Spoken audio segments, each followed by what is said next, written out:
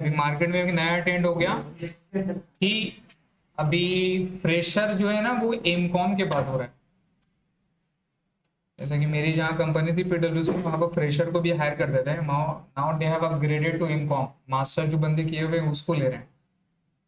तो ऐसे ही देखिए आपका जैसा नॉर्मल 15 ईयर्स आप लोग पढ़े हैं राइट, 12 + 13 15 ईयर्स। तो अगर कोई बंदा 5 से 6 साल में मिनिमम इनरोल करता है तो almost it will take 21 years of age for completing graduation. Now it will take 2 years more, आपको 17 ईयर्स ऑफ स्टडी करने के बाद जॉब मिल रहा है। तो अगर आप 5 साल 6 साल के आप अगर क्लास 1 पे गए हैं तो ऑलमोस्ट 23 ईयर्स ऑफ एज पास कर देने के बाद आपको एज अ फ्रेशर मिल रहा है। तो it is like too big deal for you. 23 साल की उम्र में जॉब स्टार्ट करोगे, सेटल होते होते 7 8 साल लग जाता है, 10 साल लग जाता है। तो फिर शादी वगैरह कब करोगे, ये कब करोगे, बहुत दिक्कत है। सर हम लोग एक कोचिंग में कोई सीएफए और नेपाली नहीं पढ़ाते। तो अगर सिचुएशन यही है उसको इग्नोर कर।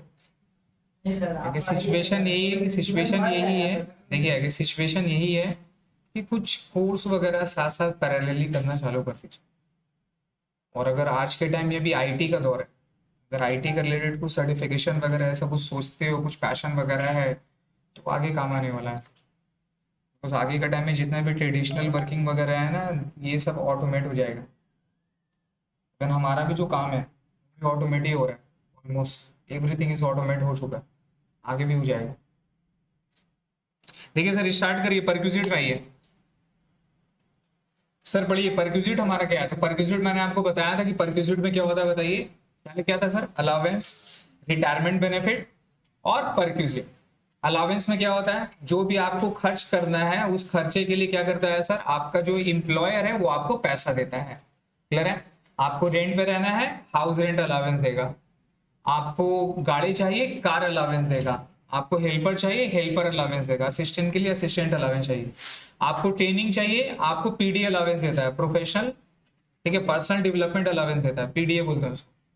तो ये सारा अलावेंसेस मिलता है जिसमें आपको पैसा मिलता है apart from your basic and DA. Now perquisite में क्या होता है, परक्यूजिट में आपको हम पैसा नहीं देंगे, लेकिन जो जरूरत का चीज है वो जरूरत हम आपको पूरा कर देंगे, पैसा नहीं देंगे। क्लियर हो गया। मतलब आपको हम एचआरए देते थे, किस लिए, घर पे रहने के लिए। हम आपको एचआरए नहीं दे देंगे, मेरा खुद का घर रखा हुआ है, हम आपको घर रहने के लिए दिए। आपको पता है बड़ी बड़ी कंपनी का बहुत सारा हाउस रहता है, बहुत सारा गेस्ट हाउस रहता है, बहुत सारा ऐसा बाहर में अपने लोग घूमने वगैरह के लिए जाते हैं ना, तो उन लोग का जगह जगह पे गेस्ट हाउस हो गया, जगह जगह पे उन लोग का फ्लैट वगैरह उन लोग लेके रखते हैं। किस लिए, बिकॉज ऑफ डेलीगेट, कोई डेलीगेट को बाहर घूमने के लिए जाना है ना, तो वो स्टे कहाँ करता है, उस कंपनी का जो एरिया है उस कंपनी का फ्लैट में उन लोग को दिया जाता है। कोई कोई इम्प्लॉय रहता है जो अच्छा इम्प्लॉय है तो उसको रखने के लिए अपने लोग क्या करते हैं, उसको फ्लैट भी देते हैं सर। तो यहाँ पर पॉइंट ये हो रहा है, अब ये हट गया, अब ये ऑलमोस्ट एंड हो गया। तो नॉर्मली आपको परक्यूजिट हाउस रेंट का एकोमोडेशन जो है वो नहीं मिलेगा, नॉर्मल एचआरए ही दिया जाता है। क्लियर है। It is so expensive now, पहले के टाइम पे होता था, अब नहीं होता है। तो सर यहाँ पे क्या है कि रेंट के बदले में आपको क्या दे देंगे, घर दे देंगे। आपको हेल्पर चाहिए, हेल्पर के लिए पैसे नहीं देंगे, आपको हेल्पर प्रोवाइड कर देंगे। आपको फर्नीचर चाहिए, हम आपको फर्नीचर दे देंगे। लैपटॉप चाहिए, लैपटॉप चाहिए। समझ रहे हैं, जो भी चीज आपको चाहिए वो हम नॉन मॉनिटरी में हम आपको इन काइंड में हम आपको प्रोवाइड कर देंगे। ऑब्वियसली कुछ चीजों को छोड़ के, तेरा शादी नहीं हो रहा है, कौन करा रहा, एम्प्लॉयर। सर आप इतना कुछ तो दे रहे हैं, गाड़ी दे रहे हैं, बंगला दे रहे हैं, सब कर रहे हैं, लड़की भी खोज दीजिए, एक बचिए उसका जिंदगी में।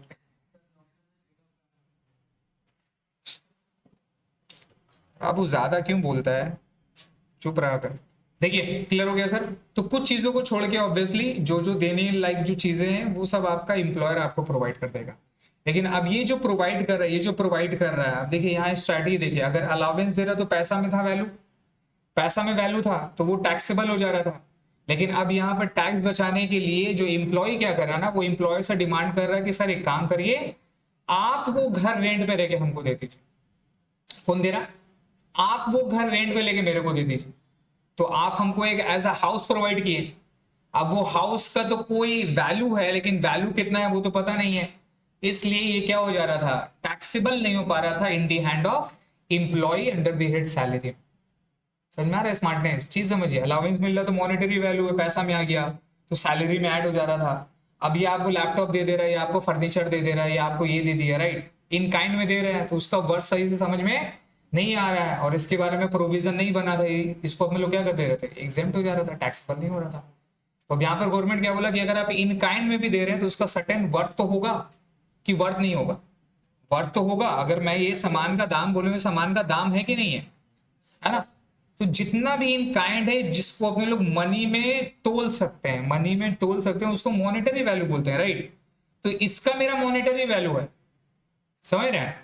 तो ये सारा का जो मॉनेटरी बेनिफिट है जितना इंप्लॉय को मिल रहा है वो टैक्सेबल हो जाएगा। क्लियर है। एग्जाम्पल के तौर पे वो मेरा हाउस जो है एम्प्लॉयर जो है खुद रेंट पे लेके एम्प्लॉय को दे रहा है। एम्प्लॉयर रेंट पेमेंट कर रहा है 12,000, कितना का 12,000। एम्प्लॉय से वो 5,000 रेंट ले रहा है। कितना ले रहा है, रेंट में ले रहा है लेकिन कितना ले रहा है, फ्री में नहीं दे रहा है, 5,000 ले रहा है, तो भैया कम पड़ रहा है। तो यहाँ पे एक बात बताइए, 12,000 का वो रेंट पेमेंट कर रहा है एम्प्लॉय, और एम्प्लॉय से वो रेंट कितना वसूल कर रहा है 5,000। तो एम्प्लॉय का फायदा कितना हो रहा है 7,000। तो एम्प्लॉय को बेनिफिट कितना का मिल रहा है 7,000। तो टैक्सेबल कितना होगा 12,000 होगा या 7,000 होगा 7,000। तो जितना बेनिफिट वैल्यू रहेगा, जितना परक्यूजिट बेनिफिट वैल्यू रहेगा in the hand of employee, उसी को ही टैक्सेबल करेंगे, ना ज्यादा ना कम। ये बात क्लियर है। अब जो जो जिसको अपने लोग वैल्यू में तोल सकते हैं, जिसका एक वैल्यू होगा, जिसका एक वर्थ होगा, राइट। अब ये गाल का कोई वर्थ है क्या, हाँ आपको पता है ये मेरा गाल है 10,000 5,000 जो भी है, कटरीना कैफ का गाल हुआ था। बात समझ में आ रहा है। ये मेंटली डिश है। आपको पता है ये जो लॉयर वगैरह है, मानहानि का दावा है ना, कोई स्कैंडल हो गया, ये हो रहा है, उसका दावा, ये दावा, मेंटली हैरेसमेंट का दावा करोड़ रुपए तक पहुंच जाता है। कैसे भाई साहब, आपको कोई कैमरा में कोई एविडेंस में आपको कोई थप्पड़ मारा, आप उसको केस कर देंगे, कर सकते हैं कि नहीं कर सकते, कर सकते हैं ना भाई। आपके पास एविडेंस है कि ये बंदा फाइट में आपको मारा है, क्रिमिनल ऑफेंस किया है मारना किसी को, आप केस कर सकते हैं। तो उसके लिए जो आपको अगला बंदा डैमेज क्लेम करने का तैयार है, तो आप डैमेज कितना क्लेम करिएगा, हाँ आपका गाल में थप्पड़ मारा, आप डैमेज क्लेम कितना करिएगा 10,000 रुपये, 5,000 रुपये, आप 10 करोड़ भी कर सकते हैं। समझ गए, आप 10 करोड़ भी कर सकते हैं। क्यों, क्योंकि ये गाल का कोई वर्थ नहीं है, इसको मॉनेटरी वैल्यू में अपने लोग डिफाइन नहीं कर सकते हैं। आपका एक्सीडेंट हो गया, आपका गाड़ी का एक्सीडेंट हो गया, ठीक है, तो गाड़ी का डैमेज पेमेंट करने के लिए जो एक्सीडेंट वाला बोला हम पेमेंट कर देंगे, तो गाड़ी का वर्थ 3 लाख रुपए, आप 30 लाख मांगिएगा, हाँ 30 लाख मांगिएगा, कितना मांगिएगा 3 लाख ही मांगिएगा, लेकिन आप 30 लाख मांग सकते हैं। कैसे, 3 लाख रुपया गाड़ी का मांगना है, 27 लाख रुपया मेंटली डिस्टर्ब का मांगना है। I was very disturbed when the accident had happened. I was lost my mind and blank out of. समझ रहे, वो लॉयर लोग का लैंग्वेज है, वो तो लंबा चौड़ा बना बना के यही माइंड का डिस्टर्बेंस का लेके वो 2 पेज का लाइन लिख देगा। खत्म, 30 लाख रुपए दे बेटा। किसी को गाली दे दी, वो रिकॉर्ड कर लिया, आपका पूरा जमीन बिक्री हो जाएगा, आपको पता है केस कर देने से। इंसान क्यों बोलता है कि लॉयर लोग से नहीं लगने, सीए लोग से भी नहीं लगने, खा लेगा। क्लियर हो गया सर। तो परक्यूजिट का मतलब क्लियर है।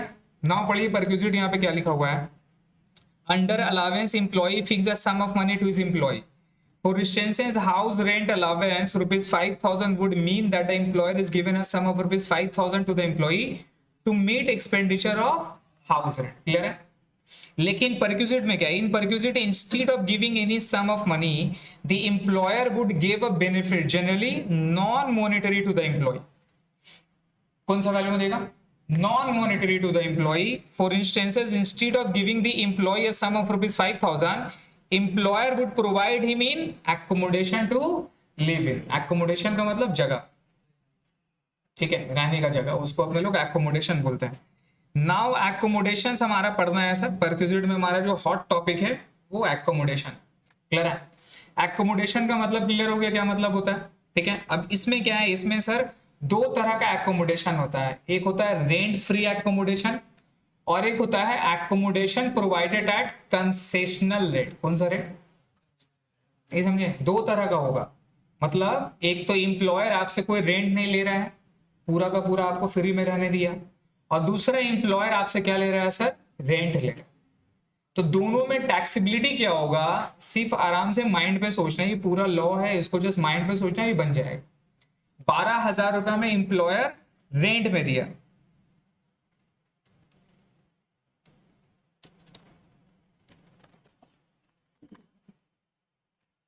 इंप्लॉयर मान लीजिए, इंप्लॉयर जो है एम्प्लॉय को हाउस दे रहा है,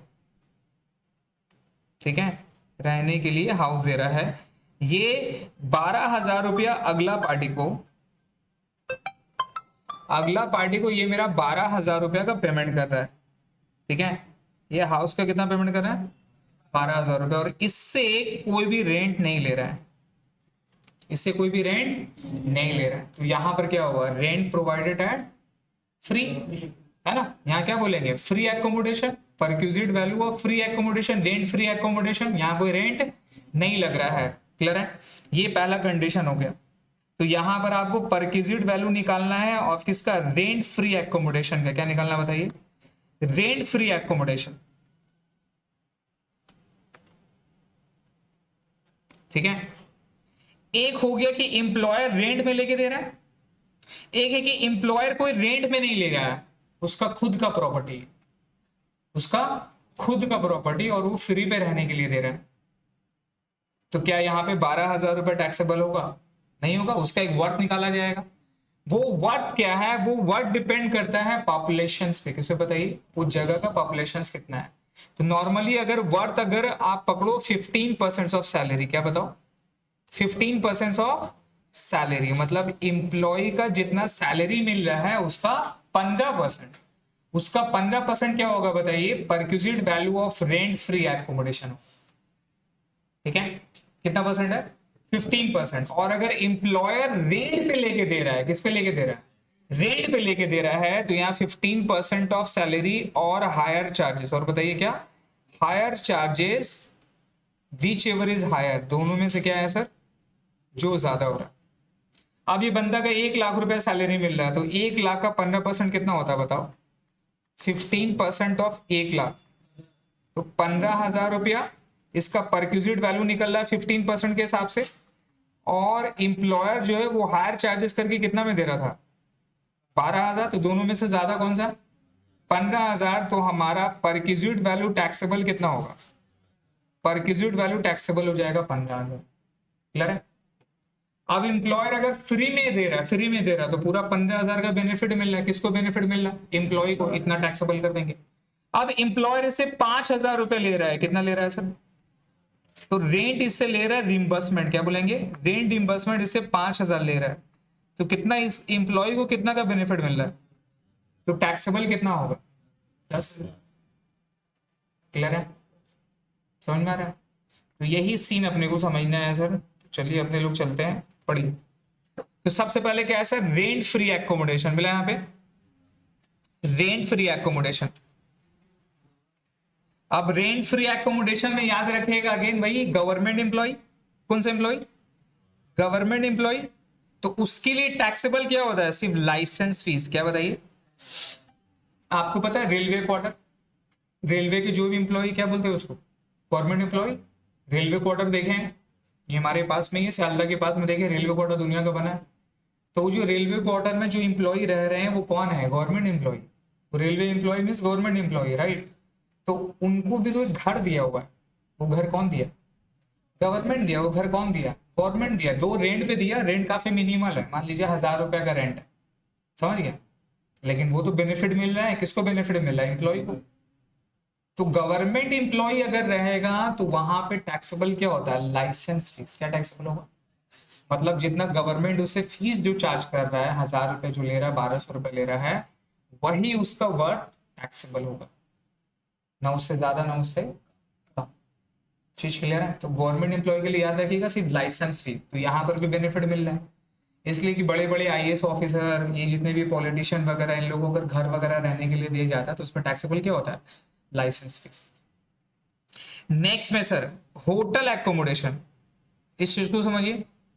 होटल एकोमोडेशन, अगर आप होटल में रह रहे हैं, कहाँ रह रहे हैं, होटल में रह रहे हैं, तो वहां पर क्या लिखा हुआ है, 24% ऑफ सैलरी, मतलब जितना आपका सैलरी मिल रहा है उसका 24% और hotel charges whichever is lower. चीज समझ में आ रहा है?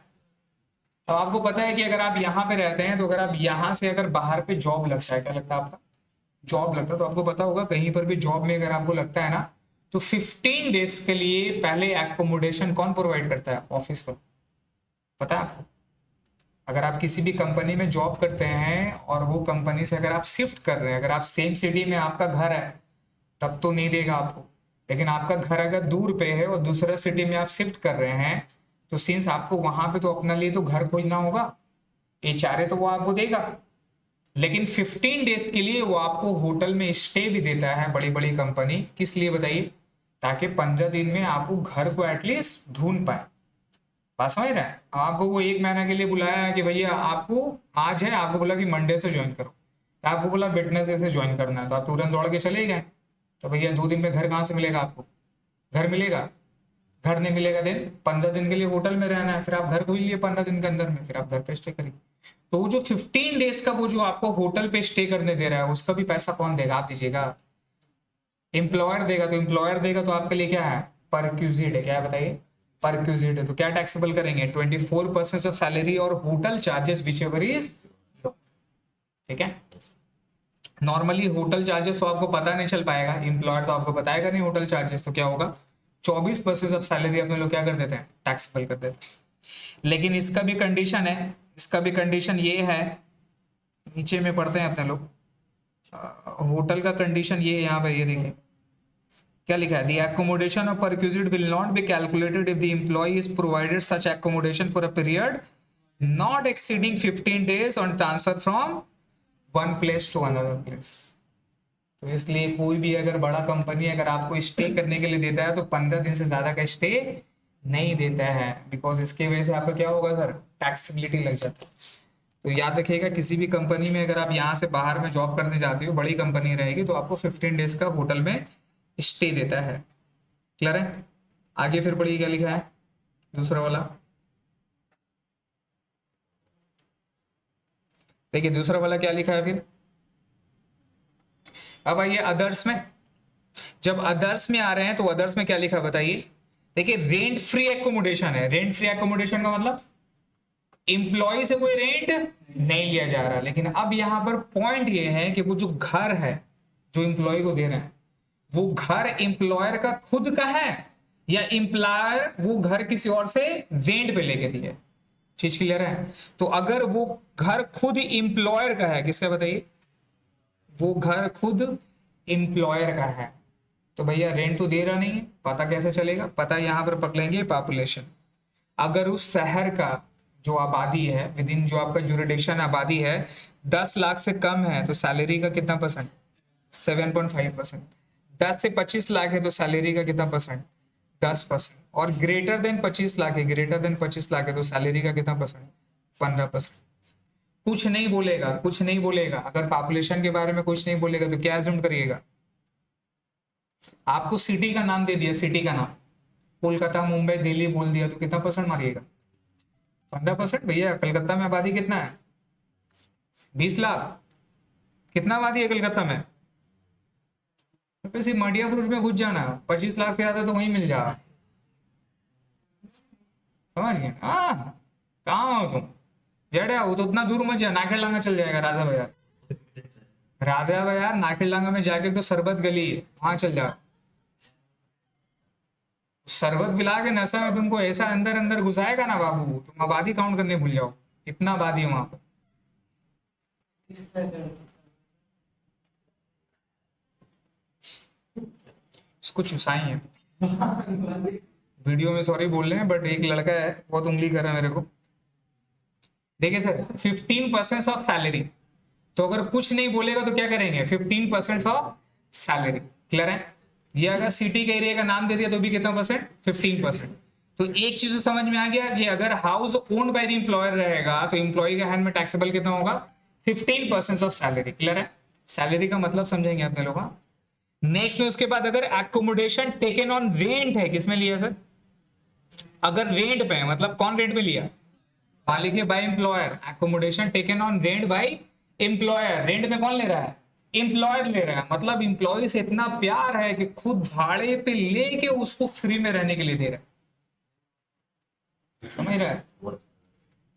तो आज के टाइम में ऐसा प्यार बाबू बहुत मुश्किल से मिलता है, या तो बहुत मुश्किलात करने के बाद मिलता है, बहुत मेहनत किए हैं तब जाके आपको मिल जाए, समझ रहे हैं, काम वाला मेहनत नहीं बॉस। पढ़े देखिए, एकोमोडेशन टेकन ऑन रेंट, तो सर याद रखिएगा अगर एकोमोडेशन टेकन ऑन रेंट रहेगा तो कितना परसेंट लेंगे, डायरेक्ट 15% ऑफ सैलरी, और rent paid by the employer which ever is lower, whichever is lower, याद रहेगा, ठीक है, क्लियर है। तो अगर हम पूरा पार्ट को डिवाइड करें तो साथ साथ माइंड पे सोचिए, एकोमोडेशन रेंट फ्री एकोमोडेशन है, right, rent free accommodation government employee, government employee के लिए टैक्सेबल क्या होगा, लाइसेंस फीस, और कुछ भी नहीं होगा, क्लियर है। होटल में दिया, होटल में दिया कितना परसेंट, 24% ऑफ सैलरी, और hotel charge whichever is lower, whichever is lower, पढ़िए क्या है, विच एवर इज लोअर। और अदर के लिए, अदर केस में, अदर केस मतलब other than hotel charges, other than government employee, clear है।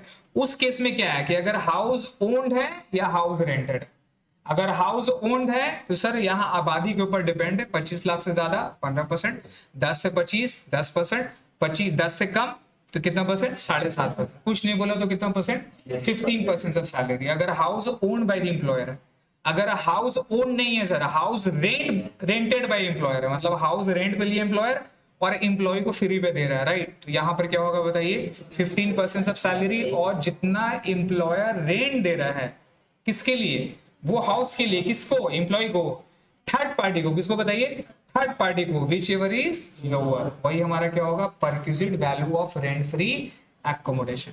चीज क्लियर हो गया, याद रहेगा। नाउ सैलरी का डेफिनेशन पढ़िए, और अगर कंसेशनल रेंट रहा सर, क्या रहा सर, कंसेशनल रेंट रहा, तो रेंट का मतलब क्या है बताइए, जितना रेंट उससे रिकवर करेंगे वो क्या हो जाएगा, लेस हो जाएगा, मतलब perquisite value of rent free accommodation minus rent reimburse, rent reimburse by employee to employer. बोले थे ना भाई 12,000 रुपया आपका टोटल वैल्यू आ रहा है, और आप रेंट ले लिए 5,000 रुपया, तो एम्प्लॉय के हैंड में बेनिफिट कितना हो रहा है, 7,000, तो टैक्सेबल कितना होगा, 7,000, जितना जितना बेनिफिट मिलेगा उतना ही टैक्सेबल, क्लियर हो गया। एम्प्लॉय से कोई एक्सपेंसेस वापस ले रहे हैं, रिम्बर्स ले रहे हैं, तो अपने लोग एग्जेम्प्ट कर देंगे, वो उसमें टैक्सेबिलिटी पे नहीं आएगा, वो लेस कर देंगे। क्या बोला पढ़िए, एक बात सैलरी का डेफिनेशन में है सर, ये काफी लंबा चौड़ा सैलरी का डेफिनेशन है, रीड करिए क्या लिखा हुआ। सैलरी मींस बेसिक सैलरी, और डीए में क्या है sir, DA forming part of retirement benefit, कुछ नहीं बोलता तो क्या अज्यूम करता है, फॉर्मिंग पार्ट। फिर क्या लिखा, ऑल टैक्सेबल अलावेंस, मतलब children education, hostel, medical, DFA, जितना भी अलावेंस अपने लोग पढ़े हैं वो सब का सब क्या हो जाएगा, टैक्सेबल, सबको जोड़ लेंगे। इसके अलावा और क्या है, बोनस, कमीशन में एनी लिखा है, एनी एनी, मतलब पहले वाला कमीशन में क्या ऐड करते थे, एचआरए में commission fix percentage of commission on turnover, यहां ऐसा वैसा कुछ भी, जितना कमीशन सब ऐड कर दो, प्लस क्या बोला, any monetary payment paid by the employer but does not include employer's contribution to PF और एनी परक्यूजिट, मतलब इन शॉर्ट में परक्यूजिट और पीएफ को छोड़कर अब तक जितना भी अपने लोग पढ़े हैं, इवन रिटायरमेंट बेनिफिट वगैरह जो भी है, वो सब का टैक्सेबल वैल्यू ऐड करके जो आएगा उसी को सैलरी बोलते हैं, नहीं समझे, मतलब basic, DA, bonus, commission, incentive, all the allowance, taxable gratuity, taxable pension, taxable leave encashment, सबको ऐड कर देने के बाद जो मेरा अमाउंट आएगा उसी को सैलरी बोलेंगे, और उसका कितना परसेंट लेंगे, 15% टैक्सेबल करेंगे as a rent free accommodation बोलकर। तो दो बार टैक्सेबल नहीं होता है, ग्रेजुइटी आपका वहां पे भी होगा फ्री, यहाँ भी ऐड होगा। भैया आप सैलरी का पर्पस निकाल रहे हो, टैक्सेबल थोड़ी ना करना, मीनिंग ऑफ सैलरी में ये सारा वर्किंग में निकालो, जिस तरह एचआरए के लिए लीव इनकैशमेंट के लिए सैलरी वर्किंग में कैसे निकाले, उस तरह इसके लिए भी आपको वर्किंग में सैलरी निकालना होगा। टैक्सेबिलिटी हो रही है ऑब्वियसली, जो इनकम मेरा ग्रेजुएटी में ऑब्वियसली हो चुका है, फिर उसका 15% क्या ले रहा है, इसमें ले रहा है ना, यही है टैक्स है, कुछ नहीं बोल सकते हैं आप, बेटा मेरे को उंगली कर रहा है, वहां बोल के दिखा क्या है ऐसा है, क्या है ऐसा है, मार मारेगा, भगा देगा। टैक्स है भाई साहब, कुछ नहीं कर सकते आप, लॉ बन गया, जब बन रहा था तब कहाँ देते। पढ़िए, याद रहेगा सैलरी का मतलब। नेक्स्ट में क्या लिखा, salary is to calculate on due basis और with receive from the employer और अदर एम्प्लॉयर। कोई अदर एम्प्लॉयर भी आपको दे रहा है, उसका भी काउंट होगा क्या? हाँ सर, उसका भी काउंट होगा सबका। 1 अप्रैल से लेके 31 मार्च तक जितना भी एम्प्लॉयर से जितना भी सैलरी मिल रहा है, परक्यूजिट मिल रहा है, सबका सब टैक्सेबल करना आपको। फिर क्या बोला, accommodation include fixed structure like a house, flat, farm house, guest house, जो भी है वो सब एकोमोडेशन है। वो सब क्या है? एकोमोडेशन। आपको एक रहने का जगह दे दिया भैया, कहीं पर भी दिया, वो एकोमोडेशन, खत्म। नेक्स्ट में वैल्यू ऑफ परक्यूजिट में क्लियर हो गया। परक्यूजिट में सब कुछ रहेगा, लेकिन मिनिमम डेज कितना होना चाहिए? 15 डेज से ज्यादा, कम से कम 15 दिन स्टे करना होगा। 15 दिन से पहले अगर आप चले गए और फिर आपको HRA मिल गया, तब वो रेंट फ्री एकोमोडेशन में काउंट नहीं होगा, वो एकोमोडेशन में वर्ड नहीं आएगा। इसलिए अगर आप जॉब करने के लिए जाते हैं तो होटल वगैरह में जो स्टे देता है वो क्या देता है? 15 दिन से कम रहता है, 15 दिन से एक दिन भी एक्सीड नहीं रहेगा, समझिए। नेक्स्ट में क्या लिखा, hotel include licence accommodation in the nature of motel service और गेस्ट हाउस। होटल का मतलब क्या है? यहां पर वर्ड अंडरलाइन करिए, लाइसेंस वाला। कौन सा वाला? लाइसेंस वाला। तो बेटा बिहार होटल में रहने लगा, एम्प्लॉयर तो को बोला बिहार होटल में रहने होगा 15 दिन, आप रह लिए, कोई वॉचर नहीं, कुछ नहीं, कैश में पेमेंट किए, दे दी, वो माना जाएगा क्या? नेक्स्ट में ये accommodation provided at the time of transfer. Transfer करते हैं, क्या करते हैं? एक तो क्या, न्यू ज्वाइनिंग के टाइम में ऐसे आप लोग रहने देते हैं, राइट। एक होता है ट्रांसफर, एक जगह से दूसरा जगह शिफ्ट करते हैं। जैसा कि बहुत सारा जो एम्प्लॉय रहता है ना, वो काफी स्ट्रैटेजी डिवीजन वाले, किसी को बजट बनाना है, तो उसका काम क्या रहता है ना कि हर एक कंट्री में जितना भी डिवीजन है, जहां जहां प्रॉब्लम है, वहां वहां उसको रूट करना रहता है, नहीं समझे। बहुत सारा ऐसा भी जॉब होता है जहां आपको मल्टीपल लोकेशन में ट्रैवल करना पड़ता है। अगर आप कॉस्ट अकाउंटेंट है तो आपको मल्टीपल फैक्ट्री वगैरह में क्या करना होगा? ट्रैवल करना होगा। आप ऑडिटर है तो यहाँ से वहां आपको जाना पड़ेगा, राइट। तो अगर at the time of transfer के टाइम में अगर आपको एकोमोडेशन प्रोवाइड करता है, तो यहाँ पर याद रखिएगा कितना दिन है, नॉट एक्सीडिंग 90 डेज। कितना डेज? 90 डेज। अगर 90 डेज नहीं हुआ है तो भैया एकोमोडेशन में काउंट नहीं होगा। 90 डेज से ज्यादा होगा तो किस में काउंट होगा? एकोमोडेशन में काउंट होगा। क्लियर है? ये आपका नॉलेज के लिए। नाउ एक बार इलस्ट्रेशन नंबर 10 को पढ़िए, देखिए क्या लिखा हुआ। Mister C is a finance manager in ABC limited. कौन है? सी है। अब सी सर फाइनेंस मैनेजर है, बड़ा पोस्ट है, ABC लिमिटेड का। The company has provided with him rent free unfurnished accommodation in Mumbai. Now what is mean by furnish and unfurnished? है ना, फर्निश एंड अनफर्निश चीज समझिए। एक क्या था, रेंट फ्री एकोमोडेशन, और एक रेंट रिम्बर्समेंट, वो अलग केस। अब क्या है, जो जगह प्रोवाइड हो रहा है वो जगह फर्निश है या अनफर्निश है? अगर आप कहीं पे रेंट वगैरह के लिए जगह देखते हैं ना, वो ऑप्शन देता है फर्निश और अनफर्निश। जो आपको जगह दिख रही है, this is what, furnish accommodation. Unfurnished में खाली आपको शेड दे देगा और भी कुछ नहीं देगा, बाकी बेड फेड जो भी AC फेसी आपको चाहिए वो सब आपको लाना होगा। This is what, unfurnished accommodation. और फर्निश एकोमोडेशन क्या होता है? कुछ लाने की जरूरत नहीं है भाई साहब, सामान लीजिए और घर के अंदर में घुस जाइए, खत्म। That's called furnish accommodation. एक आपका सेमी फर्निश का भी ऑप्शन है। सेमी फर्निश का मतलब क्या होता है? मतलब जो बेसिक कम्युनिटीज है, नेसेसिटी है, वो सारा प्रोवाइड है। लग्जरी आइटम और रिक्वायरमेंट के हिसाब से आप कर सकते हो। दिस इज वो सेमी फर्निश। जैसा फॉल सीलिंग में वायरिंग फायरिंग ये सारा वो सारा सब किया हुआ है, बेड लगा हुआ है, वेंटिलेटर लगा हुआ है, ये सारा चीज जो रहता है बेसिक रिक्वायरमेंट, वो आपका सेमी फर्निश होता है। याद रहेगा। तो अब अगर एम्प्लॉयर फर्निश एकोमोडेशन दे रहा है, क्या दे रहा है? Furnish accommodation. तो फर्निश एकोमोडेशन का मतलब क्या हो गया? एकोमोडेशन के साथ साथ फर्नीचर भी प्रोवाइड करेगा, है ना। तो अगर फर्नीचर प्रोवाइड करता है तो उसके लिए याद रखिएगा, यहाँ पर ऊपर में था, यहाँ पर पढ़िए, if employer provide furniture then also the amount to be added 10% of the cost of furniture। कितना परसेंट? अब वो AC भी प्रोवाइड कर रहा है, वो अलमीरा भी प्रोवाइड कर रहा है, पूरा A to Z आपको प्रोवाइड कर रहा है। बेटा 30 लाख का फ्लैट दिया और 10 लाख का सामान दिया, है ना। तो 30 लाख का फ्लैट, तो 30 लाख का फ्लैट टैक्सेबल नहीं होगा। जितना सैलरी है उसका 15% प्लस और क्या ऐड होगा, जो फर्नीचर दिया है वो भी तो आप यूज करेंगे। तो फर्नीचर जितना दिया है, 10 लाख का फर्नीचर दिया है, तो उसका कितना परसेंट, 3% कितना हो जाता है, 1 लाख रुपए। तो 1 लाख रुपया फर्नीचर का भी कॉस्ट क्या होगा आपका वैल्यू में, ठीक है।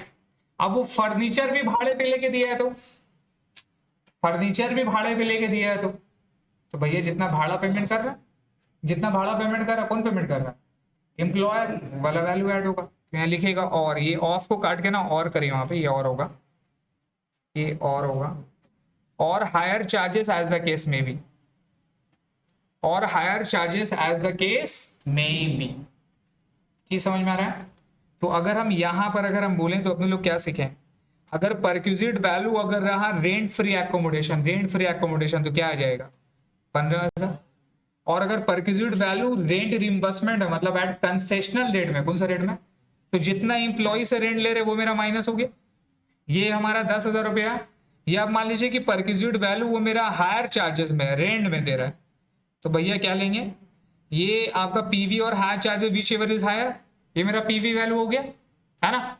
अब ये पीवी वैल्यू में सर अगर फर्निश है, अगर फर्निश है तो क्या ऐड करोगे आप, 10% of cost of furniture. Furniture का जो मेरा कॉस्ट रहेगा वो आप फर्नीचर का प्राइस ऐड कर दोगे। और अगर भाड़े पे ले रहे हैं तो क्या चार्जेस ऐड होगा सर, हायर चार्जेस ऐड हो जाएगा, ठीक है। ये ऐड होकर जो वैल्यू आएगा उसको क्या बोलेंगे, rent provided eight furnish accommodation. कौन सा एकोमोडेशन, क्लियर है, याद रहेगा। आपको बेनिफिट निकालना है सर, नीचे में पढ़िए। तो बेसिक सैलरी कितना रुपए है सर, 6,000 रुपए। एडवांस सैलरी फॉर दी अप्रैल कितना है, 5,000। ये भी आएगा कि नहीं आएगा, आएगा। सैलरी कौन सा बेसिस में कैलकुलेट होता है, ड्यू और paid which ever is earlier. तो सर और डीएनएस अलाउंस ₹2,000 पर मंथ बोला है, 30% फॉर रिटायरमेंट बेनिफिट के लिए है। कुछ नहीं पता हमको, चल देख, बहुत एब्सेंट किया है, वीडियो देखना। बोनस कितना रुपया, 1,500 रुपया पर मंथ। तो 1,500 इंटू कितना हो जाएगा, 12। तो अब आप हमको बताइए कि टोटल सैलरी अपने को निकालना है। क्या लिखा हुआ है, even though the company allotted the house to him on 1 April 2020 he occupied the same only from 1 October. उससे कोई मतलब है क्या, उससे कोई मतलब नहीं है, पूरा साल भर ही माना जाएगा। भैया तुम रहने, हम क्या करें, अपने को तो पूरा टैक्सेबल करना, क्लियर है। तो आप अगर सैलरी काउंट करोगे तो सैलरी कितना हो जाएगा हमको बताओ, सैलरी कितना काउंट होगा। अप्रैल से वो अलॉट किया था, ये रहना कब से चालू किया, ये रहना कब से चालू किया बताइए, ये रहना चालू किया 1 नवंबर से। तो भैया रहेगा तब तो बेनिफिट मिला। बेनिफिट कब से मिलेगा, जब से कंपनी अलॉट किया या जब से वो रहना चालू किया, जब से रहना चालू किया। तो भैया यहाँ पे टैक्सेबल कब से करेंगे, 1 नवंबर से। नवंबर से लेके मार्च से जुड़ी कितना महीना हुआ, नवंबर दिसंबर जनवरी फरवरी मार्च। तो आप यहाँ पे कितना काउंट करोगे, 6,000 इंटू 5। बेसिक सैलरी कितना हो जाएगा, 6,000 इंटू 5। देखिए मिल गया, ये बेसिक सैलरी प्लस क्या ऐड होगा, डीए। डीए 2,000 का 30% बोला है, राइट। रिटायरमेंट बेनिफिट लेना, रिमेंबर ऊपर में क्या लिखा था, डीए में रिटायरमेंट बेनिफिट। तो 2,000 का 30% कितना हो गया, 600। कितना हो गया, 600। 6 से इंटू कितना लेंगे, 5। देखिए ये मेरा डीए हो गया। प्लस बोनस क्या मिल रहा था, बोनस देखिए 1,500 रुपया पर मंथ मिल रहा है। क्या मिल रहा है सर, 1,500 रुपया पर मंथ मिल रहा है। तो 1,500 रुपया पर मंथ इंटू कितना होगा, 5। मेरा ये ले लिया। एडवांस सैलरी यहां पर नहीं आया, क्यों, क्योंकि एडवांस सैलरी कौन सा ईयर का, नेक्स्ट ईयर का। ये टैक्सेबल होगा, समझिए। एडवांस सैलरी टैक्सेबल होगा, कहां दिखाएंगे, सैलरी में टैक्सेबल दिखाएंगे, लेकिन for the purpose of salary computation for HRA, sorry for perquisite, वो मेरा कंप्यूट नहीं होगा। उस पर्पस के लिए अपने लोग कंप्यूट नहीं करेंगे। एडवांस सैलरी जब लिखेंगे ना, बेसिक कमीशन डीए वहां एडवांस सैलरी भी आएगा। जब आप टोटल इनकम निकालोगे, इनकम फ्रॉम सैलरी निकालोगे, वहां पे 5,000 रुपये आएगा, वहां पे कोई चेंजेस नहीं। लेकिन जब आप परक्यूजिट के लिए सैलरी कंप्यूट करोगे, वहां पे मेरा एडवांस सैलरी काउंट नहीं होगा, क्लियर है। आप जोड़ दीजिए, जोड़ के बताइए कितना आ गया। ये हमारा बेसिक हो गया, ये हमारा डीए हो गया, और ये हमारा बोनस हो गया। सब बोनस के जब हाइट कैलकुलेट किया 5 महीना का बाबू, नवंबर से लेके मार्च तक।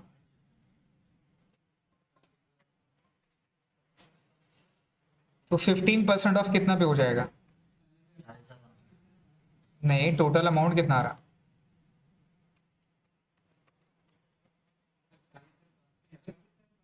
अच्छा, 40,500 आ रहा था। 40,500 का 15%, 6,075, यही मेरा परक्यूजिट वैल्यू है। तो टैक्सेबल कितना होगा? 6,075। बट क्या लिखा आगे पढ़िए। Note Mister C occupies the house from 1st November 2020, right? 1st November 2020, we have to include the salary due to him only in respects of month during which he has occupied the accommodation. Here salary for 5 months अक्टूबर से लेके मार्च तक का considered होगा।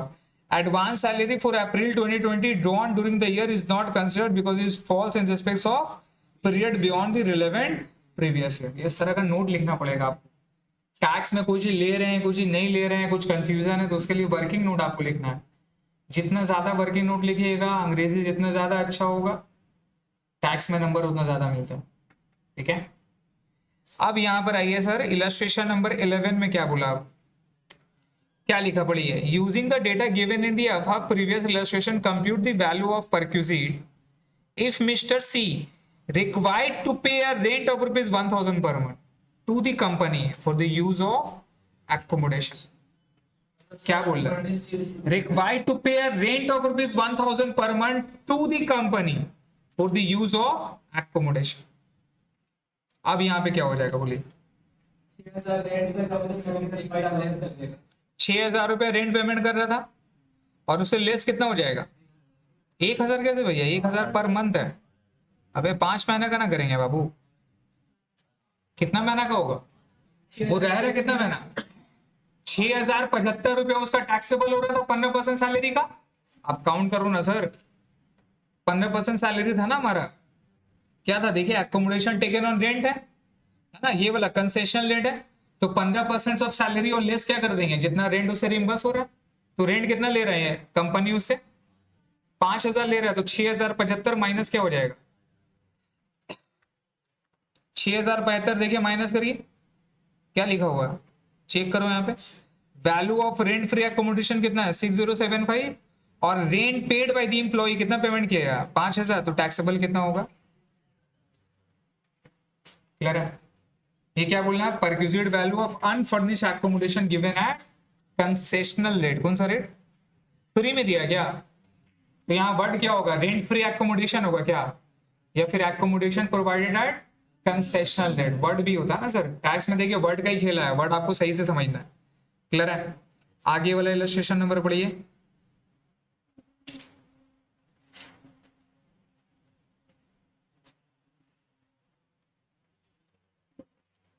आगे पढ़िए sir, क्या लिखा है?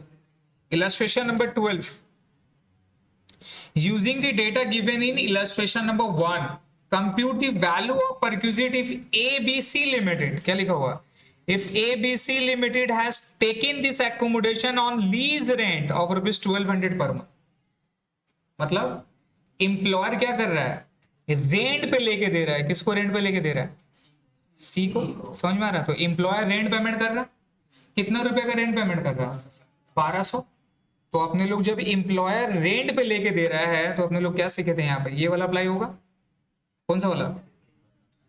ये वाला अप्लाई होगा ना सर। 15% ऑफ सैलरी और rent paid by the employer which ever is lower. तो 15% ऑफ सैलरी 6,075, और एम्प्लॉयर रेंट कितना दे रहा है? 1,200। 1,200 इंटू 5 कितना होगा? 6,000। तो 6,075 और 6,000 विच एवर इज लोअर। तो टैक्सेबल वैल्यू पर परक्यूजिट कितना होगा? 6,000 होगा। चेक करिए वहां पे।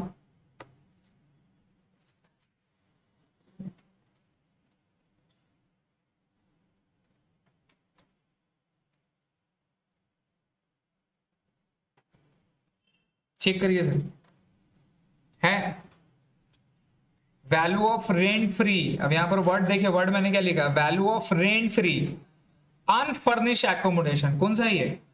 अनफर्निश एकोमोडेशन, अभी भी फर्निश नहीं है। आप क्या बोला? Less rent paid by the employee. Rent paid by the employee कितना था? 5,000। तो टैक्सेबल वैल्यू कितना हो जाएगा? 1,000 रुपए हो जाएगा सर, है ना? अब यहां पर देखिए 6000 कैसे निकला, ये नीचे में वर्किंग है, क्या लिखा था वहां पर 6000 में पढ़ो, value of rent free unfurnished accommodation कैसे निकलेगा, जितना भी लीज रेंट पेमेंट किया कंपनी कितना का रेंट पेमेंट किया है, 1200 इंटू 5 6000 और 15% ऑफ सैलरी निकाले अपने लोग, 6075, दोनों में से क्या लेना है लोअर, दोनों में से क्या लेना है लोअर, तो लोअर यहां बैठ गया। तो 6000 कंपनी का खर्चा हो रहा है और कंपनी इंप्लॉय से कितना ले रहा है 1000 इंटू 5, तो एम्प्लॉय को फायदा कितना का पड़ रहा है 1000, तो टैक्सेबल कितना होगा 1000। क्लियर है?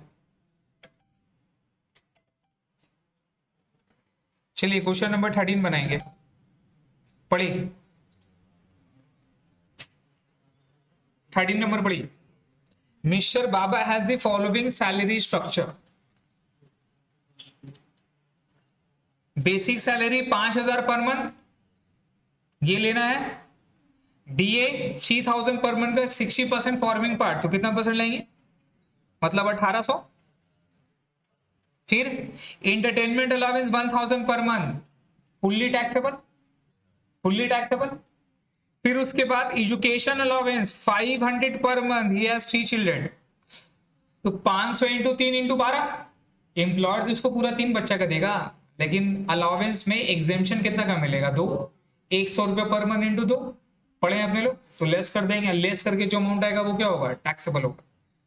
बोनस देखो नहीं समझ में आएगा बाबू, थोड़ा वेट कर ले। फीस में देखिए 5000 पर मंथ, 5000 क्या है सर पर एनम, ये भी मेरा टैक्सेबल हो जाएगा, बोनस भी टैक्सेबल होगा, फीस भी टैक्सेबल होगा।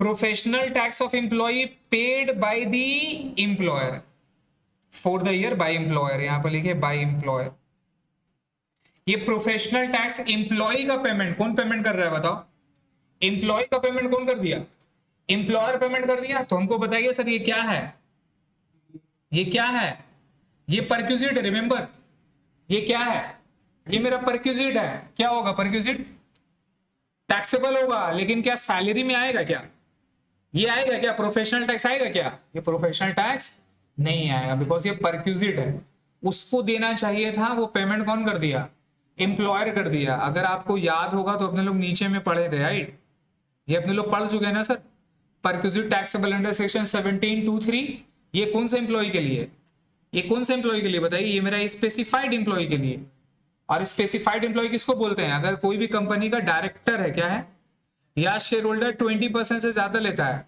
या कोई भी एम्प्लॉय जिसका सैलरी 50,000 से, तो वो स्पेसिफाइड एम्प्लॉय है, उन लोग के लिए ये सारा खर्चा क्या है सर परक्यूजिट में आता है, पढ़े अपने लोग। Free use of gas electricity water actual cost taxable, sweeper watchman gardener domestic servant, ये सब कौन प्रोवाइड कर रहा है एम्प्लॉयर, तो जितना वेजेस एम्प्लॉयर दे रहा है वो क्या होगा टैक्सेबल हो जाएगा, जितना बेनिफिट मिलेगा परक्यूजिट में, सिंपल लॉजिक, जितना का मजा मिल रहा है भाई साहब टैक्सेबल, खत्म बात, समझ रहे हैं। नेक्स्ट उसके बाद children education facilities run by the employer, अब यहां पर जितना सिमिलर इंस्टीट्यूशन का अमाउंट टैक्सेबल तो उसे लेस क्या कर देते हैं 1000 पर मंथ, यहां कोई रिस्ट्रिक्शन नंबर ऑफ चाइल्ड पे नहीं है।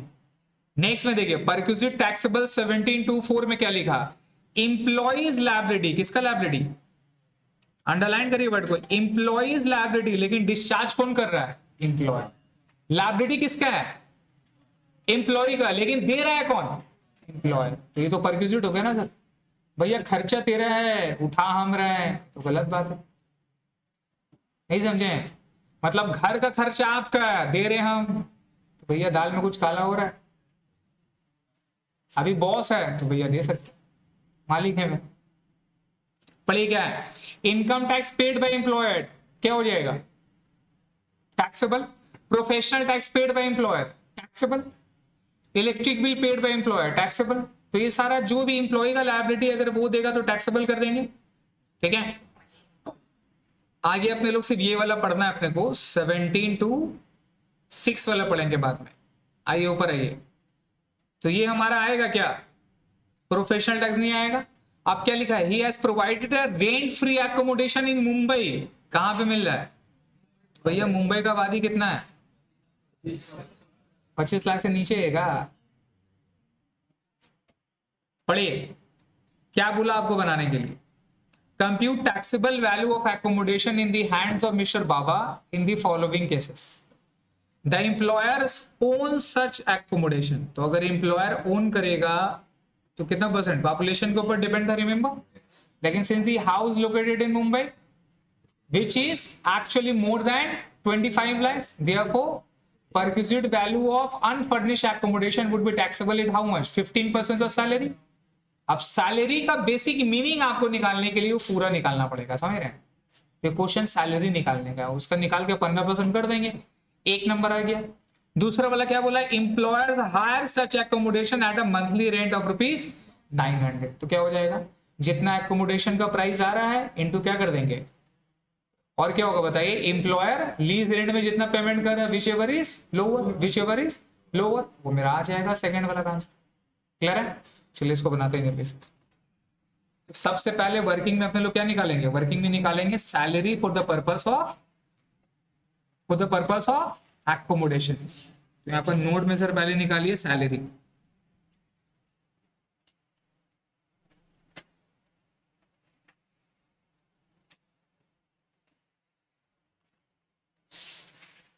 सैलरी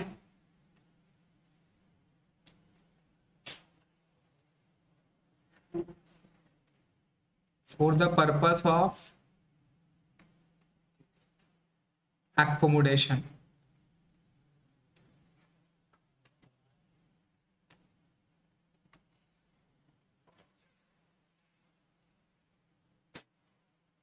ठीक है, क्या क्या उसमें आएगा सर? यहां पर लिख देंगे अमाउंट रुपीस. आप चाहो तो 2 कॉलम कर सकते हो जैसे अपने लोग बनाए थे. सबसे पहले क्या आ जाएगा? बेसिक. क्लियर है सर? बेसिक आएगा. बेसिक का कितना है बताइए? अमाउंट कितना है सर बेसिक का? 5,000 पर मंथ. कितना हो जाएगा? 5,000 इंटू 12 कितना हो गया? 60,000. ठीक है. फिर क्या है सर? डीए. लेकिन डीए कौन सा लेना है? Forming part. ये टैक्सेबिलिटी का नहीं कर रहे हैं, टैक्सेबिलिटी तो सब हो गई, सैलरी का पर्पज निकालना. 3,000 का पर मंथ है 60%. तो कितना लेंगे आप? 3,000 इंटू 60% इंटू 12 कितना भाई? 21,600 है ना. उसके बाद इंटरटेनमेंट अलाउंस फुल्ली टैक्सेबल है ना, और पूरा का पूरा लेना है, इसमें कोई एग्जेम्पशन नहीं है.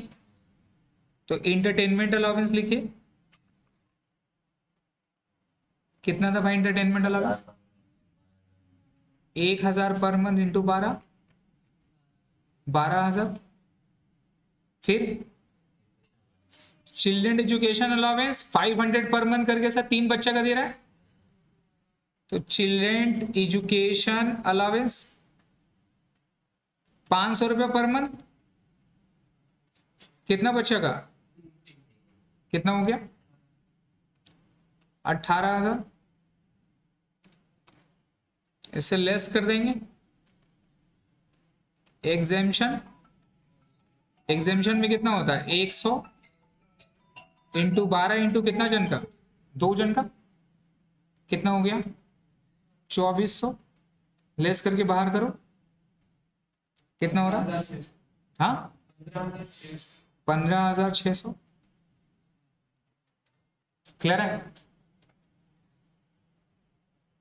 आगे और क्या है? बोनस और फीस 10,000 5,000. आगे बैठाइए.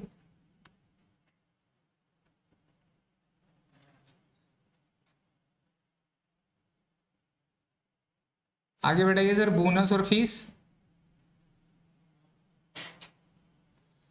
बोनस और फीस. बोनस कितना रुपया? 10,000. और फीस कितना रुपया? 5,000. टोटल जोड़ के कितना हो गया? टोटल जोड़ के बताइए कितना हो गया?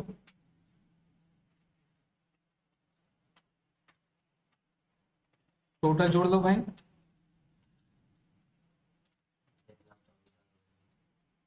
1,24,200, यही मेरा सैलरी निकल गया।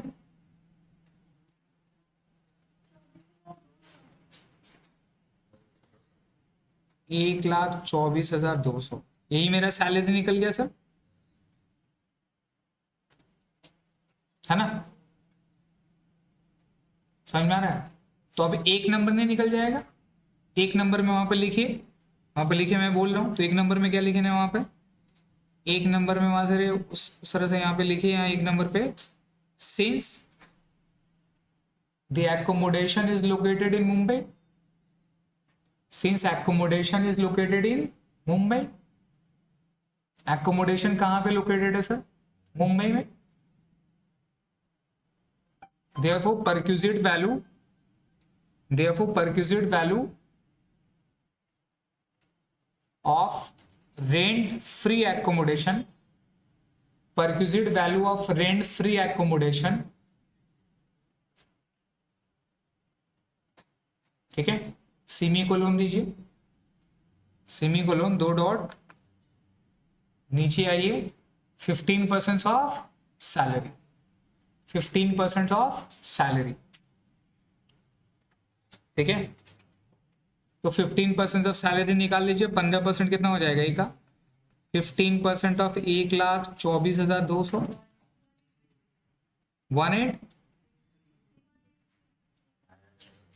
18,630, ये मेरा टैक्सेबल हो जाएगा, ठीक है, ये मेरा टैक्सेबल हो जाएगा सर, तो प्रॉब्लम। नाउ दूसरा में क्या था, सेकेंड वाला में क्या था सर, सेकेंड वाला रेंट करिए क्या था, एम्प्लॉयर रेंट पे लेके दिया है और रेंट कितना का है, 900 रुपया पर मंथ। तो दूसरा वाला में लिखिए,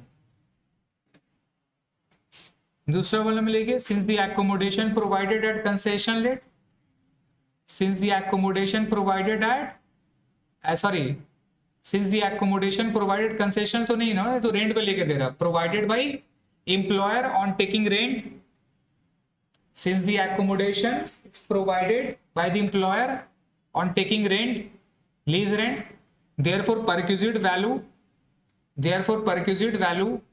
of unfurnished accommodation, therefore perquisite value of unfurnished accommodation, rent free unfurnished accommodation, rent तो नहीं ना ले रहे हैं इसमें, perquisite value of rent free unfurnished accommodation semicolon is equal to में क्या हो जाएगा सर, ए नंबर में लिखेंगे क्या, 15% ऑफ सैलरी,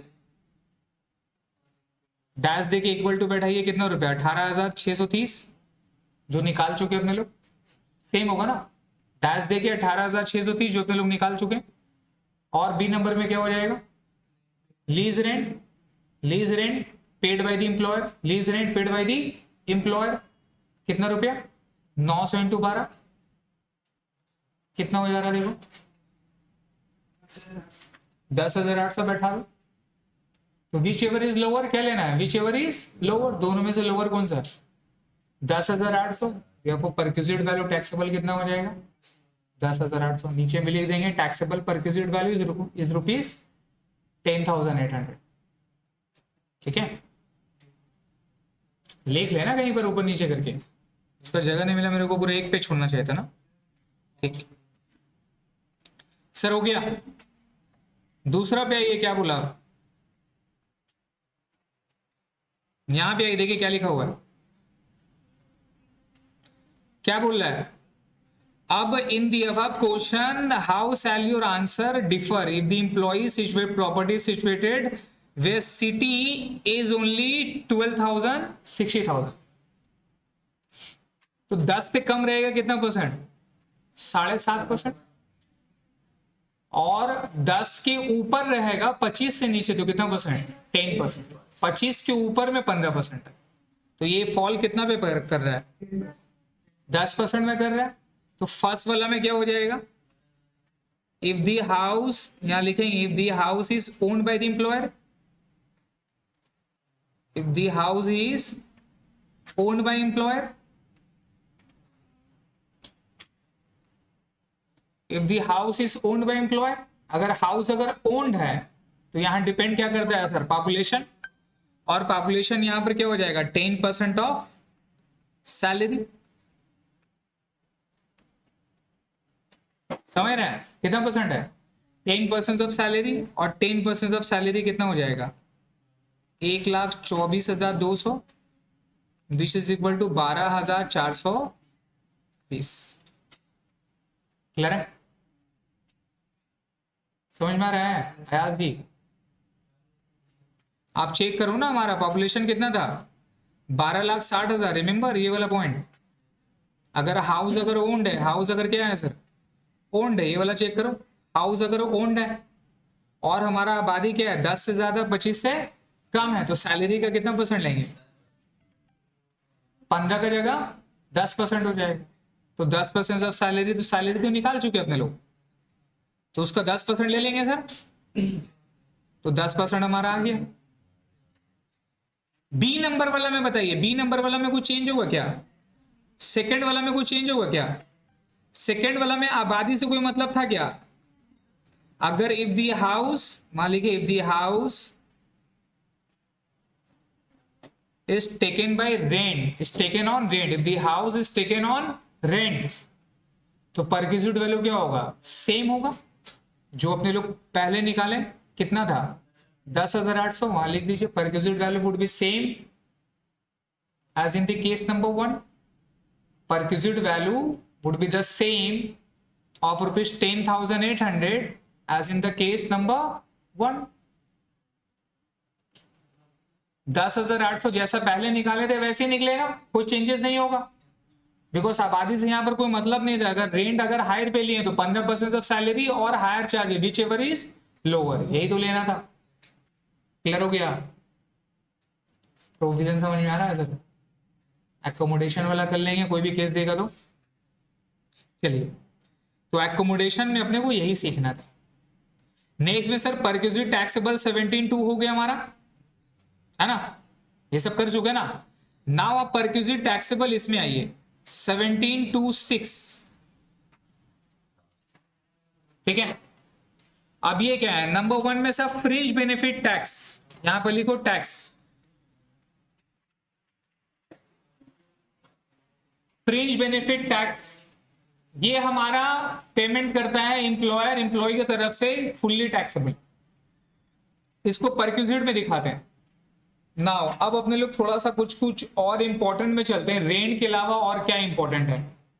तो भाई साहब आपको पैसे की जरूरत हो सकती है, पैसे की जरूरत आपके पास अगर है तो आप किसके पास मांगेंगे, बैंक के पास, या तो बैंक से आप लोन लेंगे, है ना।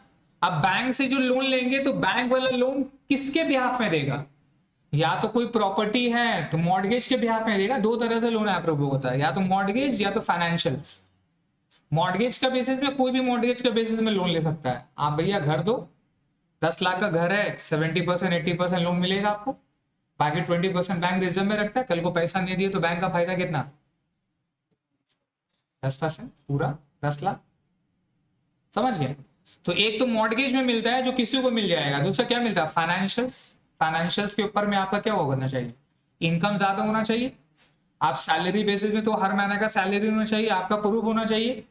तो उस बेसिस में बैंक वाला आपको लोन देता है, बैंक वाला आपसे इंटरेस्ट चार्ज करता है। और आप प्रैक्टिकली क्या कर रहे हैं, आप जो सैलरी कमाएंगे उसे से सर्टेन परसेंटेज ऑफ मनी क्या करेंगे, ईएमआई का पेमेंट करेंगे, यही ना करेंगे। लेकिन अगर यही लोन का फैसिलिटी आपका इंप्लॉयर प्रोवाइड करे तो, समझ में आ रहा है? तो अगर कोई ऐसा इंप्लॉयर है जो कि आपको इंटरेस्ट फ्री लोन दे रहा है, क्या दे रहा है, आप लोन ले सकते हैं फ्री ऑफ कॉस्ट, कोई इंटरेस्ट देने का जरूरत। और क्या चाहिए भाई, ऐसा ऐसा इंप्लॉय मिलेगा छोड़ना नहीं बॉस। अभी का टाइम में एम्प्लॉयर लोग भी दर्द है, बहुत बड़ा दर्द है। अच्छा एम्प्लॉयर मिलना बहुत मुश्किल है। ऐसा ऐसा बॉस मिले छोड़ने का नहीं, जय हो बाबा जिंदगी आसान हो गया मेरा, चलो तुम मिल गए और कुछ नहीं चाहिए। सुने तो, तुम मिले दिल खिले, गाना है तो वही वाला एम्प्लॉयर चाहिए। यार रहमान जो गाना डेडिकेट किए है एक्चुअल में वो प्यार मोहब्बत वाला नहीं है, वो एम्प्लॉयर और एम्प्लॉय का रिलेशनशिप के बारे में था। समझ रहे? पढ़िए, तो इंटरेस्ट फ्री लोन अगर दिया है तो, या फिर लोन एट कंसेशनल रेट में दे रहा है, ठीक है, वेयर एम्प्लॉयर एक्सीडिंग 20,000, याद रखिएगा, अगर आप लोन ले रहे हैं अपने बॉस से और 20,000 से कम का लोन है तो वो एग्जेम्प्ट हो गया है, एग्जेम्प्ट है, सैलरी में परक्यूजिट में टैक्सेबल नहीं करेंगे, परक्यूजिट में टैक्सेबल नहीं करेंगे। साल का 20,000, हाँ भाई, ऐसा नहीं एक बार का 20,000, तो बेटा हो गया, तब तो हो गया करोड़ रुपया ना भाई। डेली का 20,000, डेली डेली लोन ले रहे थे, 300 दिन का 20,000 करके बेटा 60,000 पे 60 लाख रुपए लोन ले लिया, बोला भैया टैक्स नहीं देंगे, क्या है, सरकार बोला है लोन लिया 20,000 से कम नहीं, तो 20,000 पर annum है, याद रखिएगा। अगर 20,000 साल भर का अगर आप 20,000 रुपये अपना एम्प्लॉयर से लोन लेते हैं, कम लेते हैं, तो उसमें कोई परक्यूजिट नहीं आएगा, एग्जेम्प्टेड है मेरा, परक्यूजिट में नहीं आएगा। 20,000 से ज्यादा हो गया, होगा ना। एक देखिए, एक स्टाफ को लोन की जरूरत कब पड़ेगी, नॉर्मल सैलरी 30,000 40,000 का सैलरी में तो घर चल जाता है, पैसा कब लेना पड़ता है, या तो घर खरीदने के लिए, या तो शादी करवाना है, या तो बच्चों को पढ़ाने के लिए बाहर भेजना है, या तो कोई मेडिकल इमरजेंसी हो, यही केस है ना सर। इसी केस में ही तो लोग को बड़ा पैमाने पे पैसा का जरूरत पड़ता है। इसके अलावा कोई भी एक केस बता दिए जिसमें पैसा का बड़ा पैमाने का पैसा का जरूरत पड़ता है, और भी बहुत सारा है। This are the necessities. Luxury में तो अलग चीज है भैया, आपका फुटाना ही है, तब तो शौक तो बड़ा चीज है। शौक सुने हैं, तो शौक है तो आपका विमल है, पान बाहर है, और कल्लू दुनिया मुट्ठी पे, तो शौक वाला है। हमको तो समझ में नहीं आता भैया ऐड कैसा है, पान पर आखा रहा, बोला कल्लू दुनिया मुट्ठी में, मुंह बंद करके बेटा कल्लू दुनिया मुट्ठी में, कैसे भाई साहब ऐड भी आ जाए। गुटखा खाने वाला बोलता कल्लू दुनिया मुट्ठी में, मुकेश अंबानी क्या, उसको ऐड करना चाहिए। वो ऐड करता तो मतलब ग्रेजुअली उसका जो सेल जो है ना काफी बढ़ता। हाँ भाई, अगला बोल रहा है कल दुनिया मुट्ठी में, पान बाहर का जरिया, एक खा रहा है, हम लोग भी खाएंगे। देखिए सर, तो यहां पर क्या है बताइए, यहां पर क्या, अगर इंटरेस्ट फ्री लोन दे रहा है या कंसेशनल रेट में दे रहा है, तो एम्प्लॉयर का फायदा है, सॉरी एम्प्लॉय का फायदा है कि नहीं है, एम्प्लॉय का फायदा बेनिफिट है।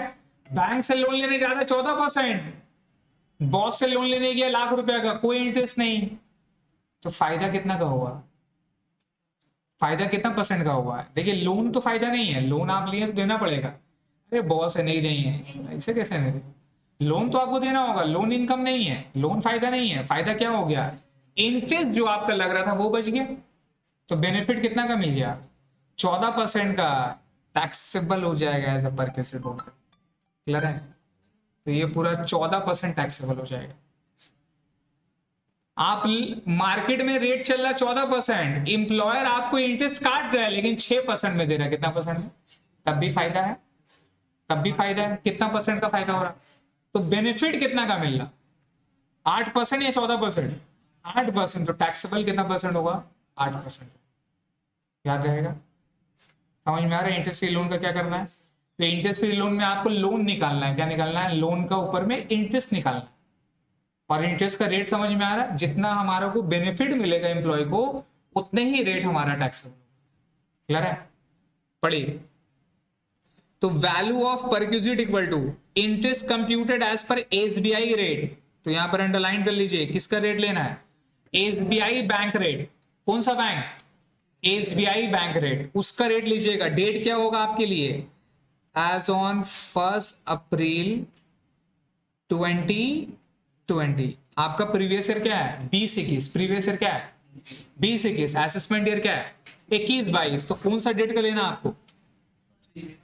अब बैंक का इंटरेस्ट तो हर साल चेंज होता रहता है, हर साल हर महीना फ्लक्चुएट होता रहता है सर, बढ़ता घटता रहता है, राइट। तो कौन सा डेट का इंटरेस्ट लेंगे, 1 अप्रैल 2020 का लेंगे, एज ऑन 1 अप्रैल 2020। क्लियर है, और क्या लिखा हुआ, माइनस क्या करना, माइनस इससे, minus interest recovered by the employer from the employee, वो क्या हो जाएगा, लेस हो जाएगा। ठीक है, but perquisite shall not be taxable, किसमें टैक्सेबल नहीं है, पढ़िए, nothing is taxable if such loan are made available for medical treatment, कौन सा treatment, in respect of disease specified in the income tax rule.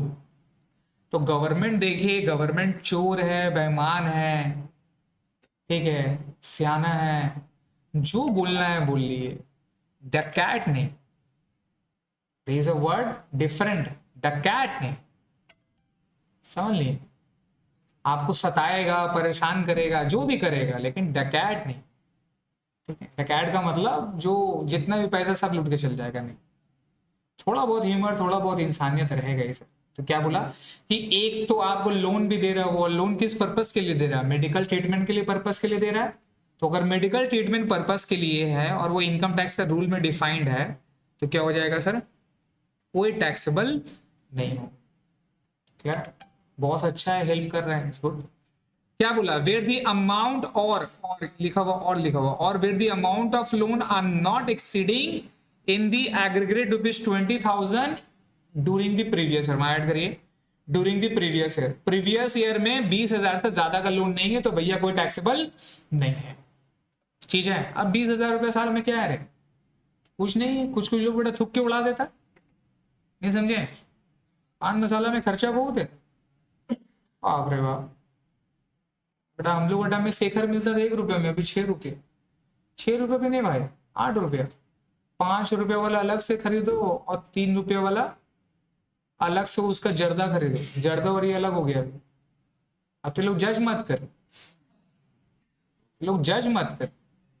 हम एग्जाम्पल देते हैं, मेरा ऑब्जर्वेशन अच्छा है, तो लोग जज मत कर। बहुत सारे एग्जाम्पल जो शादी का बाद है वो भी हम दे सकते हैं।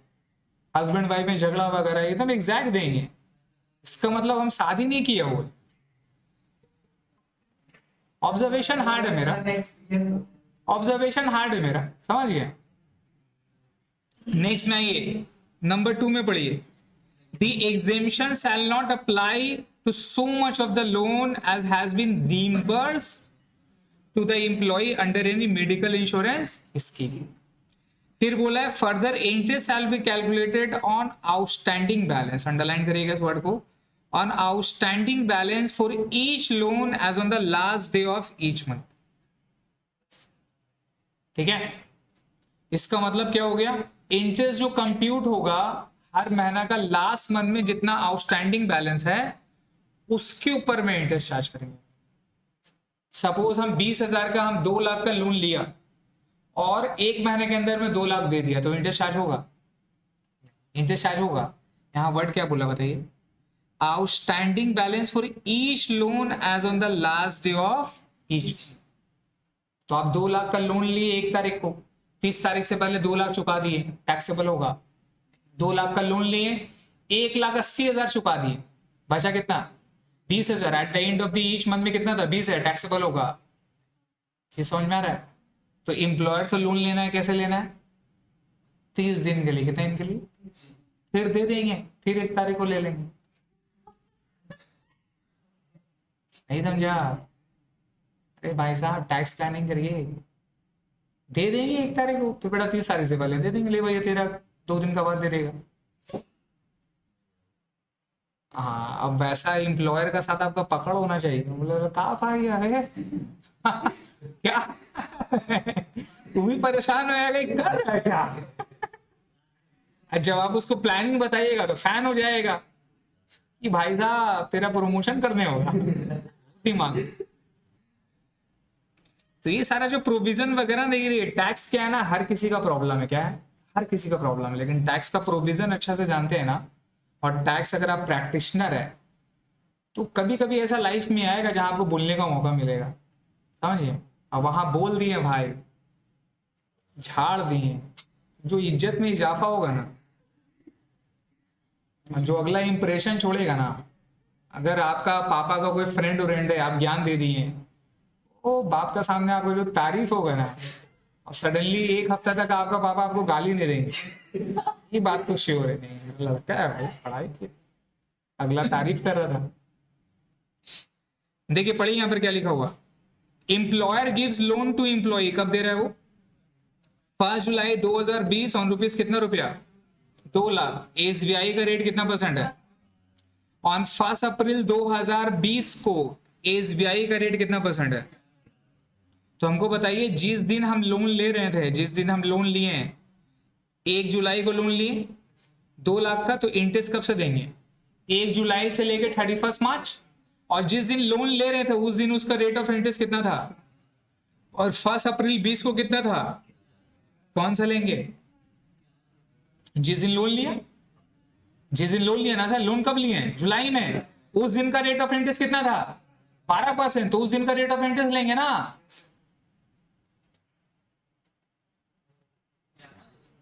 क्या लिखाए थे सर? किस दिन का रेट ऑफ इंटरेस्ट लेना है?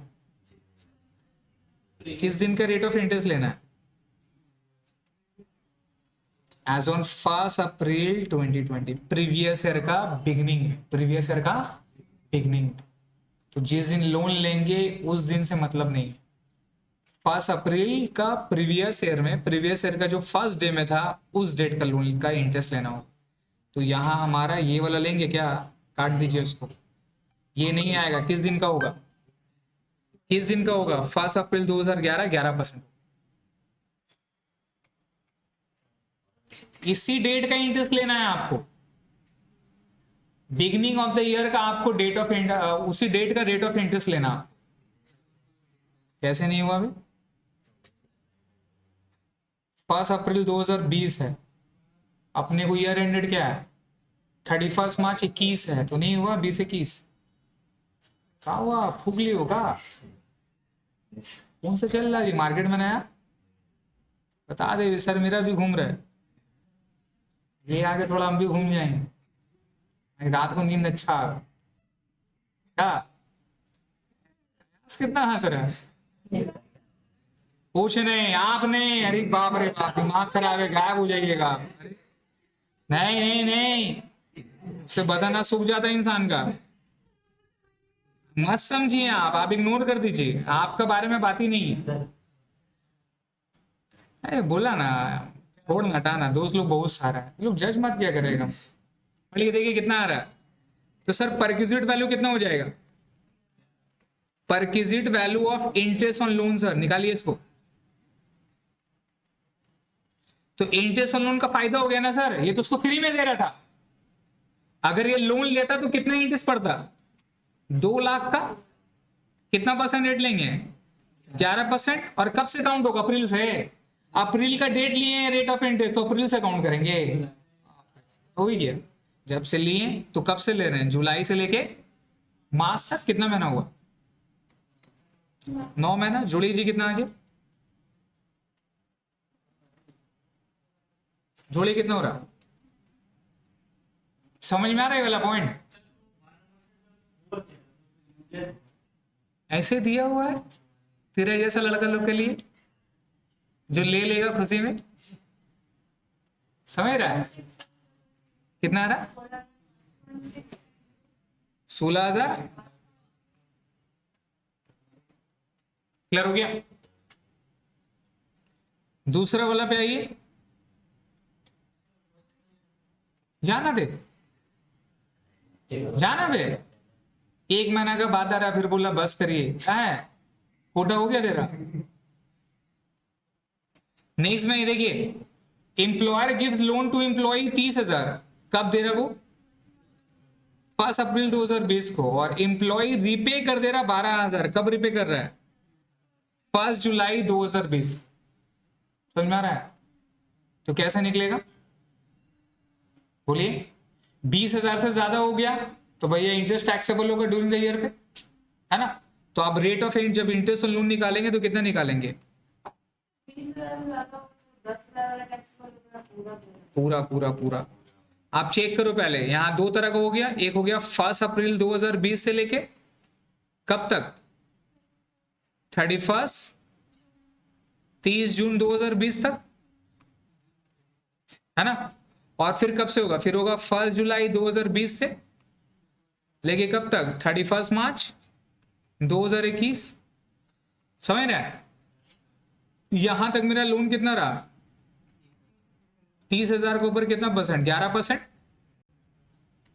कहां तक निकालेंगे? पूरा अप्रैल तक। ये यहां से लेके अप्रैल से लेके जून तक कितना महीना हुआ? 3 महीना। अब 30,000 में से 12,000 पे कर दिए तो 1 जुलाई से मेरा कितना काउंट होगा? जुलाई महीना से एंड ऑफ द ईयर लेना ना, end of the each month लेना है, तो जुलाई महीना से कितना काउंट होगा 18,000, ये 18,000 के ऊपर 11% कहां से काउंट होगा, जुलाई से लेके मार्च। भैया 30,000 से 12,000 रुपए रिपेमेंट कर दिया तो बचा कितना, ये पैसा वापस कर दिया तो क्या तुम इंटरेस्ट 30 पे देगा भाई, तो 18,000 का 11% इंटू कितना 9/12 जो आएगा, यही इतना ही अमाउंट तो मेरे को इंटरेस्ट देना पड़ता ना सर, वही हमारा परक्यूजिट वैल्यू है और क्या, टोटल जोड़ के बता दो कितना।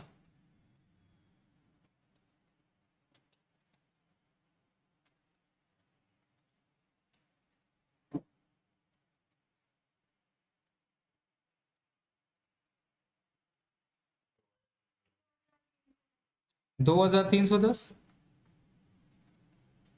तो ये हमारा टैक्सेबल हो जाएगा सर परक्यूजिट, याद रहेगा, बोलिए। तो interest on loan, perquisite value of accommodation, clear है। आगे बढ़िए, use and transfer, use and transfer of movable assets to employee और मेंबर ऑफ हाउस होल्ड। अब यहां पर दो वर्ड है सर, वर्ड को समझिए, एक वर्ड है यूज, क्या वर्ड है, और एक वर्ड है ट्रांसफर। यूज और ट्रांसफर का दो अलग मीनिंग होता है। यूज का मतलब आपको हम ये मोबाइल खरीदे, आपको दिया, आपको दिए, किस लिए, यूज करने के लिए, समझ रहे हैं, जब तक आप मेरा एम्प्लॉय हैं तब तक यूज करिए, जैसे ही छोड़े वापस। ओनरशिप ट्रांसफर यूज में नहीं होता है, यूज में ओनरशिप ट्रांसफर, ओनरशिप किस में ट्रांसफर होता है, ट्रांसफर में होता है। ये मेरा मोबाइल है, आपको चलाना है, हम आपको इतने रुपए में आपको दे दिया, इतने रुपए में आपको दे दिया, दैट्स कॉल्ड ट्रांसफर। तो बेसिकली क्या होता है ना, बेसिकली क्या होता है कि अपने लोग सपोज कोई मोबाइल इंप्लॉय को देना रहता है, राइट, तो इसको अपने लोग दे देते हैं एम्प्लॉय को और बोलते कि भैया 2 साल तक अगर आप रुक गए और 2 साल तक अगर आप मेरा यहाँ पे जॉब किए तो ये ऑटोमेटिक क्या हो जाएगा, आपको ट्रांसफर हो जाएगा। क्या हो जाएगा सर, ट्रांसफर, ये आपके नाम में हो जाएगा। चीज समझ में आ रहा है क्या बोल रहे हैं। तो इसका दाम अगर 50,000 रुपया का, तो भैया जब तक का आप मेरा एम्प्लॉय हैं तो तब तक का 2 साल तक क्या हो गया, यूज हो गया। ओनर कौन है, एम्प्लॉयर ही है, इसको यूज बोलेंगे 2 साल तक। लेकिन जैसे ही 2 साल बाद होगा तो अब यही सेम चीज क्या हो जाएगा, ट्रांसफर हो जाएगा। क्यों, अब इसका ओनर एम्प्लॉयर नहीं है, इसका ओनर कौन है, एम्प्लॉय। अब अगर वो जॉब छोड़ देगा तो वो फोन छोड़ के नहीं जाएगा, फोन लेकर जाएगा, that's called transfer. It is clear है। तो दोनों का अलग अलग मीनिंग है, वर्ड समझिएगा, यूज और ट्रांसफर का। तो अगर यूज होगा क्या होगा सर, अगर यूज होगा तो 2 साल तक यूज है। तो अगर लैपटॉप कंप्यूटर दे रहा है, लैपटॉप कंप्यूटर दे रहा है तो क्या है सर, नील। क्या है सर, नील। ठीक है, लैपटॉप कंप्यूटर दे रहा है नील, इसमें मोबाइल फोन पे डाल दीजिए, लैपटॉप कंप्यूटर मोबाइल फोन,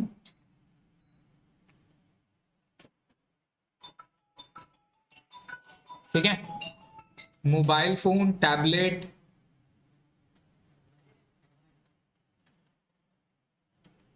आपको पता है ना कि बड़ा बड़ा जगह में टैबलेट वगैरह भी दिया जाता है काम करने के लिए। अगर आप डिजिटल मार्केटिंग वगैरह पे है, नहीं है, राइट, तो आपको सर टैबलेट देता है वो डिजाइनिंग पैड करने के लिए, काम करने के लिए। तो ये सारा ऑफिस पर्पज में यूज होता है, समझ रहे हैं। गाड़ी ऑफिस पर्पज में यूज नहीं होता। तो ये सारा जो पर्पज है ऑफिशियल पर्पज के लिए यूज होता है। तो इसको अगर एम्प्लॉयर दे रहा है आपको चलाने के लिए, तो बेसिकली आपको काम कराने के लिए दे रहा है।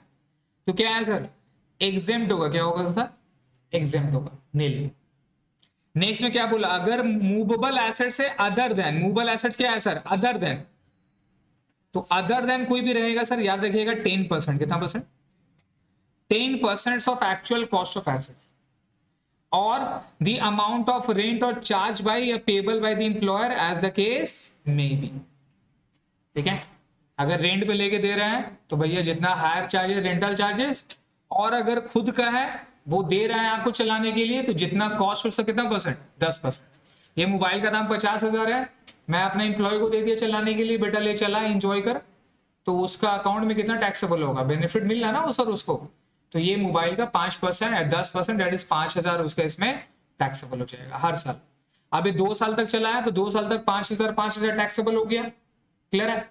अब यहां पे क्या बोल रहा है पढ़िए, ट्रांसफर में मेन यही है sir, transfer of movable assets.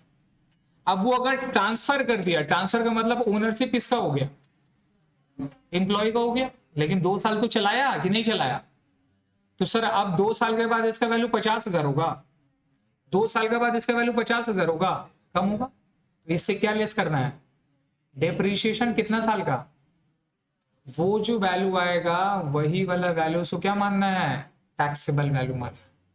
नहीं समझे? यूज का अलग है, ट्रांसफर का अलग है, क्योंकि ट्रांसफर में वो बंदा ओनर हो गया। तो यहाँ 2 साल तक का, जितना साल तक का वो यूज के, वो क्या हो जाएगा, डेप्रिसिएशन लेस करेंगे।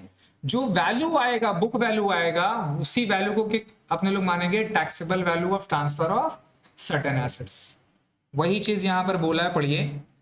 अगर कंप्यूटर या इलेक्ट्रॉनिक आइटम्स रहा तो कितना परसेंट है, डिप्रिशिएटेड वैल्यू ऑफ एसेट्स कितना लेंगे, 50% on WDV method for every completed year of usage. क्या लिखा हुआ है, एवरी कंप्लीटेड ईयर का मतलब समझ रहे हैं, पार्ट ऑफ द ईयर को क्या कर देंगे, इग्नोर कर देंगे। वहां पर लिखिए पार्ट ऑफ द ईयर क्या हो जाएगा, इग्नोर हो जाएगा। सपोज वो मेरा 3 साल 5 महीना यूज किया है, 3 years 5 month ही यूज किया है, तो कितना साल लेना होगा, 3 साल ही लेना है, 5 महीना क्या कर देंगे।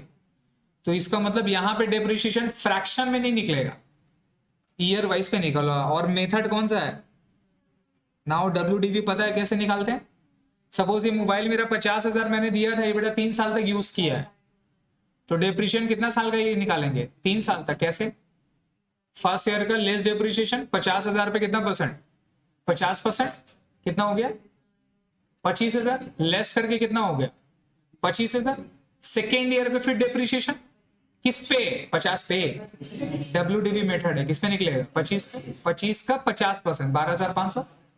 फिर थर्ड ईयर में कितना रहा बिगनिंग, 12,500 रहा, फिर 12,500 को 50%, 6,250। तो थर्ड ईयर के एंड में मेरा ये इसका वैल्यू कितना है, तो इंप्लॉय के हैंड में टैक्सेबल कितना होगा।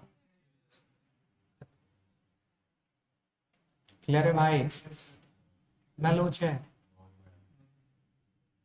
समझ में आया।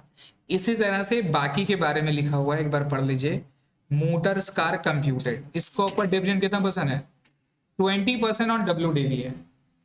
Other any other computed assets के ऊपर कितना परसेंट है, 10% SLM। कौन सा मेथड आ गया, लाइन करिएगा इसको। अब तो कंप्यूटर रहा, ये रहा, मोटर कार रहा, तो 50%, और मोटर कार पे 20%। अदर देन कंप्यूटेड में, अदर देन कंप्यूटर मतलब ऊपर वाला पार्ट में, तो यहाँ क्या क्या आ गया, यहाँ लिखिए फर्नीचर एंड फिक्चर्स। और ये ऊपर में जो 50% है ना, ये एक्चुअल में इलेक्ट्रॉनिक्स आइटम है, right, computer and electronic computed item. So furniture and fixtures के ऊपर कितना परसेंट करेंगे, 10%। समझ गए। नीचे में आइए, पढ़िए। इंप्लॉयर परचेज अ कंप्यूटर, एक कंप्यूटर बेटा खरीदा है 4 लाख रुपए में, बाप रे बाप। 15 सितंबर 2016 को same is sold to the employee. Employee को क्या कर रहा है सर, बेच दे रहा है, एम्प्लॉय को बेच दे रहा है, कितने रुपए में, 22,000 रुपए में। एम्प्लॉय को बेच दिया 22,000 रुपए में, कब बेच रहा है,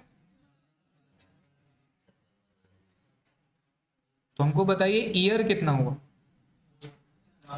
15/9/2016 से 12/9/2020 हो रहा है, 4 साल हुआ क्या, एग्जैक्ट 4 साल हो रहा है, एग्जैक्ट 4 साल हो रहा है। वहां क्या वर्ड बोला था, every completed year of service. क्या every completed year of service हुआ क्या, 4 साल, 4 साल हुआ क्या, तो सिर्फ 3 दिन का वजह से 1 साल का हुआ, चला गया, 1 साल क्या हुआ, चला गया। तो अगर आपको प्रोविजन पता रहेगा तो क्या करिएगा, 3 दिन रुक जाइए, नहीं बाबा रुक जा, बात का देत फाड़ेगा। प्रोविजन पता रहेगा तभी तो बेनिफिट उठा पाएंगे, नहीं तो अदरवाइज उठा पाएंगे, याद रहेगा। तो यहां पर आप कितना साल लोगे बताओ, 4 साल या 3 साल लेंगे, 3 साल लेंगे। क्लियर है, तो यहाँ पर लिख देना 3 years। रीजन समझ में आ रहा है ना सर, क्योंकि 15/9 से लेके 12/9 आपको निकालना है, तो वो 4 साल नहीं हो पा रहा है। अगर यहाँ पे 16 नंबर रहता तब मेरा 4 साल हो जाता, है ना। आपको डेट ऑफ होल्डिंग पीरियड निकालना हो, कब से होगा, डेट परचेज से लेकर डेट ट्रांसफर। तो ये बंदा का डिप्रीशिएशन कितना साल तक निकलेगा, 3 साल तक निकलेगा। कैसे करके निकालेंगे, चलिए इसको। तो परक्यूजिट वैल्यू ऑफ ट्रांसफर निकालने से पहले सबसे पहले कॉस्ट ऑफ कंप्यूटर कितना रुपया, 4 लाख भाई। लेस करेंगे डेप्रिसिएशन कितना परसेंट, 50%। कंप्यूटर आइटम है, रिमेंबर कौन सा ईयर, फर्स्ट ईयर। कितना हो जाएगा, 2 लाख। कितना बच गया, 2 लाख। फिर से डेप्रिसिएशन 50%, सेकेंड ईयर। नाउ अब मेथड कौन सा है, एसएलएम या डीबीएम, डब्ल्यू है। तो कितना पे निकलेगा, 2 लाख पे 50%, 1 लाख। कितना बचा, 1 लाख बचा। फिर 1 लाख के ऊपर फिर लास्ट में थर्ड ईयर का डेप्रिसिएशन कितना हो गया, 50,000। तो भाई साहब मेरे पास बचा कितना, तो perquisite value of transfer of computer कितना बोलेंगे, समझ रहे हैं।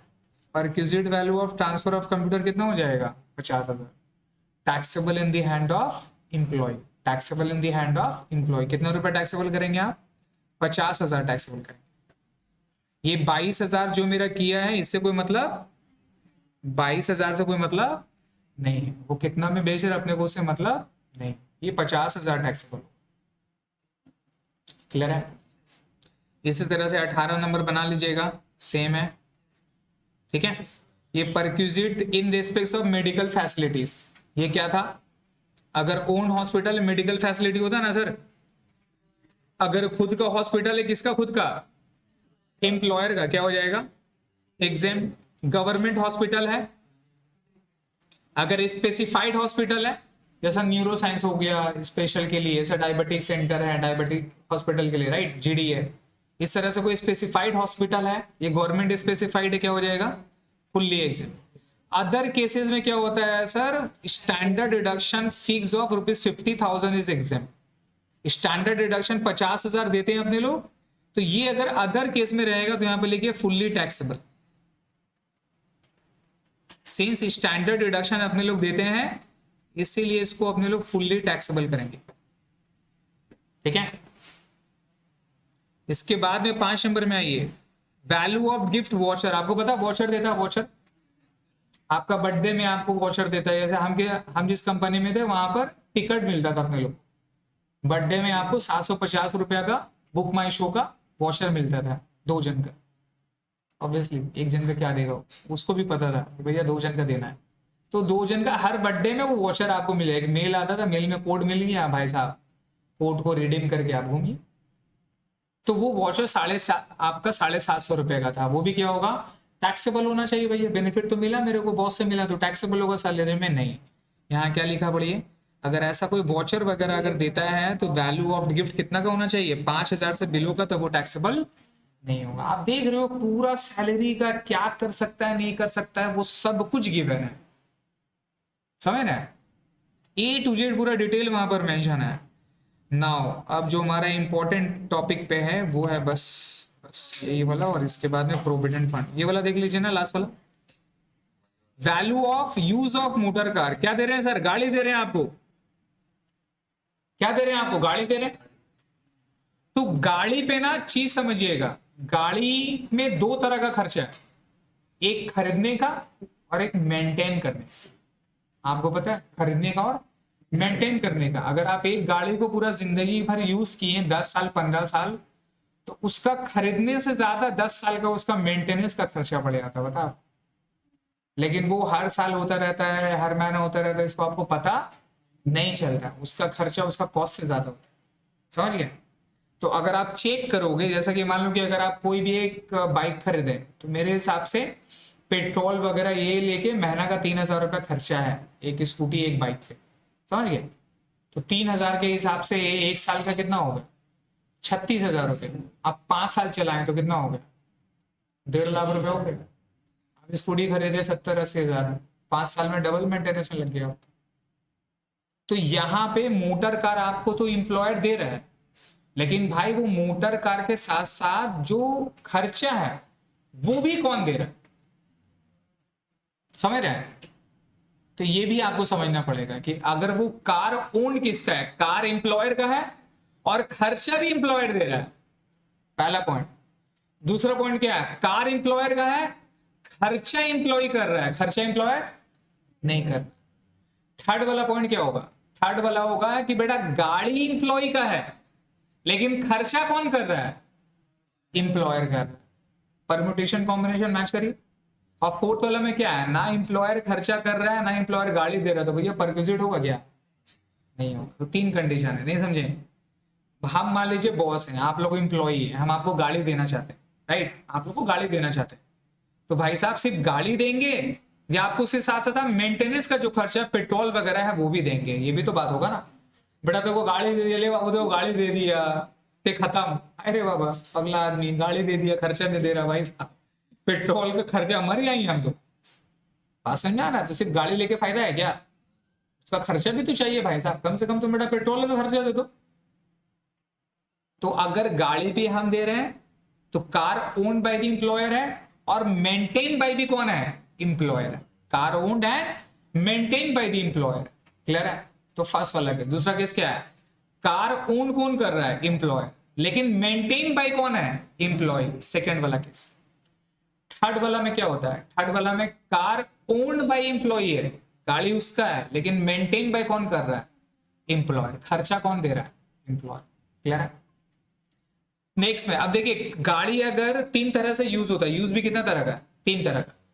अब अगर गाड़ी जो आपका है वो यूज हो रहा है आपका पर्सनल पर्पस के लिए, पर्सनल पर्पस के लिए, तो हमको बताइए कोई एग्जेम्पशन मिलेगा, कोई एग्जेम्पशन मिलेगा? गाड़ी आपको दिया बॉस बेटा काम करने के लिए, तुम बेटा वहां से घूमने जा रहे हो, घुमा रहे हो, गायब हो जा रहे हो, अब तक लेके बेटा दीघा चला गया भाई साहब लेके लॉन्ग ड्राइव पे निकल गया, तो ये पर्सनल पर्पस हुआ ना, कोई एग्जेम्पशन मिलेगा क्या, कुछ नहीं मिलेगा। गाड़ी अगर पूरा ऑफिस पर्पस के लिए यूज होता है तो कुछ टैक्सेबल होगा क्या, कुछ टैक्सेबल होगा क्या, आपको बेनिफिट मिला क्या पर्सनल लाइफ में, नहीं मिल रहा, तो कोई टैक्सेबल भी नहीं होगा।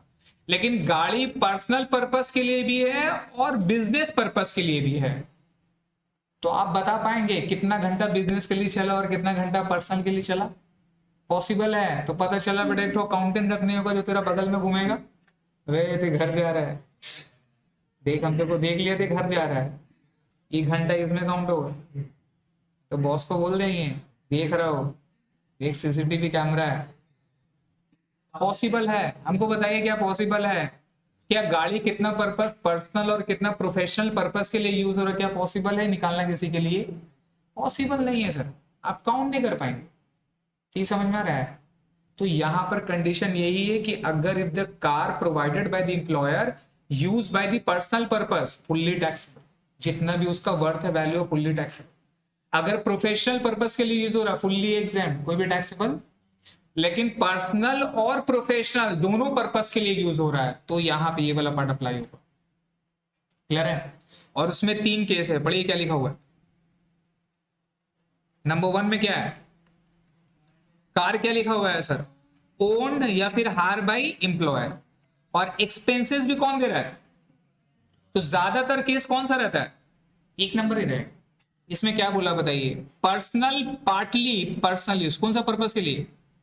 अगर फुल्ली ऑफिशियल यूज है कोई टैक्सेबल होगा क्या, कोई टैक्सेबल होगा क्या? भैया गाड़ी आता है लेके जाता है ऑफिस में बैठाता है, फिर इज्जत से जब छुट्टी होता है गाड़ी लाता है घर पे छोड़ देता है, खत्म। तो मेरा गाड़ी का मजा मिला क्या हमको, बेनिफिट मिल रहा है कुछ, कोई टैक्सेबल होगा? सिंपल सा बात। तो ये गाड़ी एक्चुअली मेरा नहीं हुआ, गाड़ी यूज करने के लिए है ना, पर्पस है, पिक एंड ड्रॉप फैसिलिटी है, तो भैया कुछ नहीं आएगा। गाड़ी आपको दे दी है मालिक, आप मालिक है, मेरा लड़का है, जा घुमा एंजॉय कर। या बोल दे गाड़ी देखो ऑफिस पर्पस के लिए दे रहा, ऑफिस पर्पस के लिए यूज करेगा, वो इंसान का बच्चा है, आप उसको जितना भी बोल लीजिए, आप उसको जितना भी बोल लिए, वो इंसान का बच्चा है, वो करेगा ही करेगा, और जो चीज में मना की वो और करेगा। गलत बात बोला भाई। आप लोग को हाथ में एकदम गाड़ी देते हैं, बोले देख देखो वास्ता है मेरा, देखो ऊपर वाला का कसम है, खाली ऑफिस पर्पस के लिए यूज करेगा। तुम तो बोलते हाँ हाँ हाँ हाँ हाँ हाँ हाँ, अरे हाँ सर आप जो बोले हाँ, गाड़ी का चाबी दीजिए फिर क्या करना तो हमको पता है समझ में आया कि नहीं आया? तो ऑफिस पर्पस के लिए जो भी रहे आप इसको डाल दीजिएगा पर्सनल यूज के लिए। तो क्या लिखा अब यहाँ सीसी है, सीसी पता है आपको? सीसी बोतल नहीं रहे, इंजन इंजन पता है तो सीसी इंजन। तो यहाँ इंजन के ऊपर है कि अप टू 1.6 लीटर का गाड़ी है। 1.6 लीटर मतलब कितना सीसी हो गया? 1600 पता है तो सीसी बोले तो अगर 1.6 लीटर मतलब कितना है? 1600 सीसी का गाड़ी है तो परक्यूजिट वैल्यू कितना टैक्सेबल होगा? 1800 पर मंथ टैक्सेबल, पूरा इन शॉर्ट 1800 इंटू 12 टैक्सेबल। और क्वेश्चन देखेंगे, अगर सीसी 1.6 लीटर से ज्यादा है तो कितना टैक्सेबल होगा? 2400। कितना टैक्सेबल होगा? 2400, पूरा का पूरा 2400 रुपया टैक्सेबल हो जाएगा, 1 रुपया नहीं छोड़ेंगे। समझ में आ रहा है? तो अगर गाड़ी ओन्ड बाय एम्प्लॉयर है, मेंटेन बाय भी कौन कर रहा है? एम्प्लॉयर कर रहा है। क्लियर है? तो सीसी काउंट करिएगा, सीसी आएगा 1600 से कम रहा तो कितना? 1800 इंटू 12 टैक्सेबल। अगर सीसी 1600 से ज्यादा रहा तो 2400 इंटू 12 टैक्सेबल। क्लियर हो गया? गाड़ी का साथ साथ ड्राइवर भी दे रहा है। अरे बाप रे बाप, ओफ, गाड़ी का साथ साथ ड्राइवर भी दे रहा है। वहां ड्राइवर लिख लीजिए, ड्राइवर दे रहा है तो कितना रुपया ऐड कर देंगे इसी में? 900 रुपया और ऐड हो जाएगा। 900 रुपया क्या हो जाएगा? और ऐड हो जाएगा। हाँ अगर टेस्ला का गाड़ी रहा तो फ्री ड्राइवर तो भाई साहब नहीं लगेगा। इंडिया में अभी तक ऐसा कोई आया नहीं, ड्राइवर लेस कार अभी तक आया नहीं है। फ्यूचर में आएगा तो देखते हैं बेटा, कुछ अमेंडमेंट करेगा प्रोविजन में। समझ गए? तो सर अभी फिलहाल के लिए क्या है, समझ में आ रहा है? अगर 1600 से कम का अगर गाड़ी है तो 1800, ड्राइवर है तो प्लस क्या कर देंगे? 900। तो 1800 प्लस 900 2700 इंटू 12 क्या हो जाएगा? टैक्सेबल। क्लियर है? अब क्या है दूसरा वाला केस में पढ़िए। गाड़ी किसका है? एम्प्लॉय का है। गाड़ी किसका है? और खर्चा कौन दे रहा है? ऑफिस पर्पस के लिए नो वैल्यू। लेकिन अगर यहां पर क्या लिखा हुआ देखिए, तो क्या लिखा हुआ पढ़िए, actual expenses incurred by employer as reduce by the perquisite value of arrived at the item above.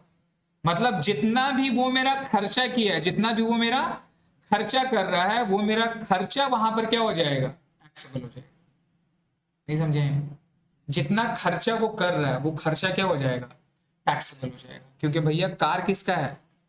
Employ का। उसका बेनिफिट थोड़ी ना मिल रहा है। बेनिफिट किसका मिल रहा है? आपका बेनिफिट किसका मिल रहा है? खर्चा का मिल रहा है ना सर। तो जितना खर्चा एम्प्लॉयर दिया वो पूरा का पूरा क्या हो जाएगा? टैक्सेबल हो जाएगा। और जो ऊपर वाला आप पढ़े हैं वो उसे क्या कर देंगे? लेस कर देंगे। सपोज इसका हर महीना का खर्चा 3000 रुपया, कितना रुपया? 3000। तो 3000 इसका टैक्सेबल आ रहा है, वो एम्प्लॉयर दे रहा है। और 1800 वाला गाड़ी है इसका, तो 3000 माइनस 1800 कितना लेस हो जाएगा? 1200 टैक्सेबल हो जाएगा। उल्टा समझिए ना, गाड़ी और ये दोनों कौन दे रहा है? एम्प्लॉयर दे रहा है। तो 1800 2400, ड्राइवर है 900। गाड़ी किसका है? एम्प्लॉय का। खर्चा कौन दे रहा है? एम्प्लॉयर। खर्चा मान ले 5000 रुपया हो गया महीना का, तो कौन बिलिंग करेगा? देगा एम्प्लॉय, लेकिन बाद में पैसा किससे ले लेगा? एम्प्लॉयर है। तो उसका खर्चा कितना मिला? 5000। फायदा हुआ तो पूरा 5000 टैक्सेबल नहीं होगा। 5000 से माइनस क्या कर देंगे? 1800। कितना हो जाएगा? 3200। तो 3200 रुपया टैक्सेबल हो। समझ ना? क्या बोला है? गाड़ी किसका है? एम्प्लॉयर का है। और खर्चा कौन बेयर कर रहा है? एम्प्लॉय। थर्ड वाला केस। तो क्या बोला है सर? अगर 1.6 लीटर तक रहा तो कितना लेंगे? 600। अब 1.6 लीटर है तो कितना लेंगे? 900। और प्रोवाइडेड ड्राइवर रहा तो 900। इसको रीड करिएगा, समझिएगा, और समझ लेने के बाद इलस्ट्रेशन नंबर 19 बनाइएगा। ठीक है? ये इंपॉर्टेंट है, मुझे पता है ये एक बार पढ़ने से समझ में नहीं आएगा। ये इसमें एक ये जो आपका चार्ट है ना टेबल में, इसमें बहुत सारा डेटा है। आपको केस के हिसाब से समझना पड़ेगा कौन सा केस में कहाँ अप्लाई होगा। और इन शॉर्ट में ये एग्जाम में चिट्ठा लेके जाने का है। तेरे को हम बता दे रहे। मेरे तो याद नहीं हुआ था, अब ते अलग है तो कर ले। हम तो लेके गए थे भाई साहब, जो करना है कर लो, जाना निकाल, पूरा निकाल, कहाँ किया था नहीं किया था निकाल के दिखा, प्रूफ कर। क्लियर हो गया सब? परक्विजिट हमारा कंप्लीट होता है। नेक्स्ट क्लास में हम लोग प्रोविडेंट फंड कंप्लीट करके उसके बाद बड़ा बड़ा क्वेश्चन चालू, समझ गया? होपफुली सैलरी और 2 क्लास में कंप्लीट हो जाएगा। जल्दी कंप्लीट हो गया बाबू?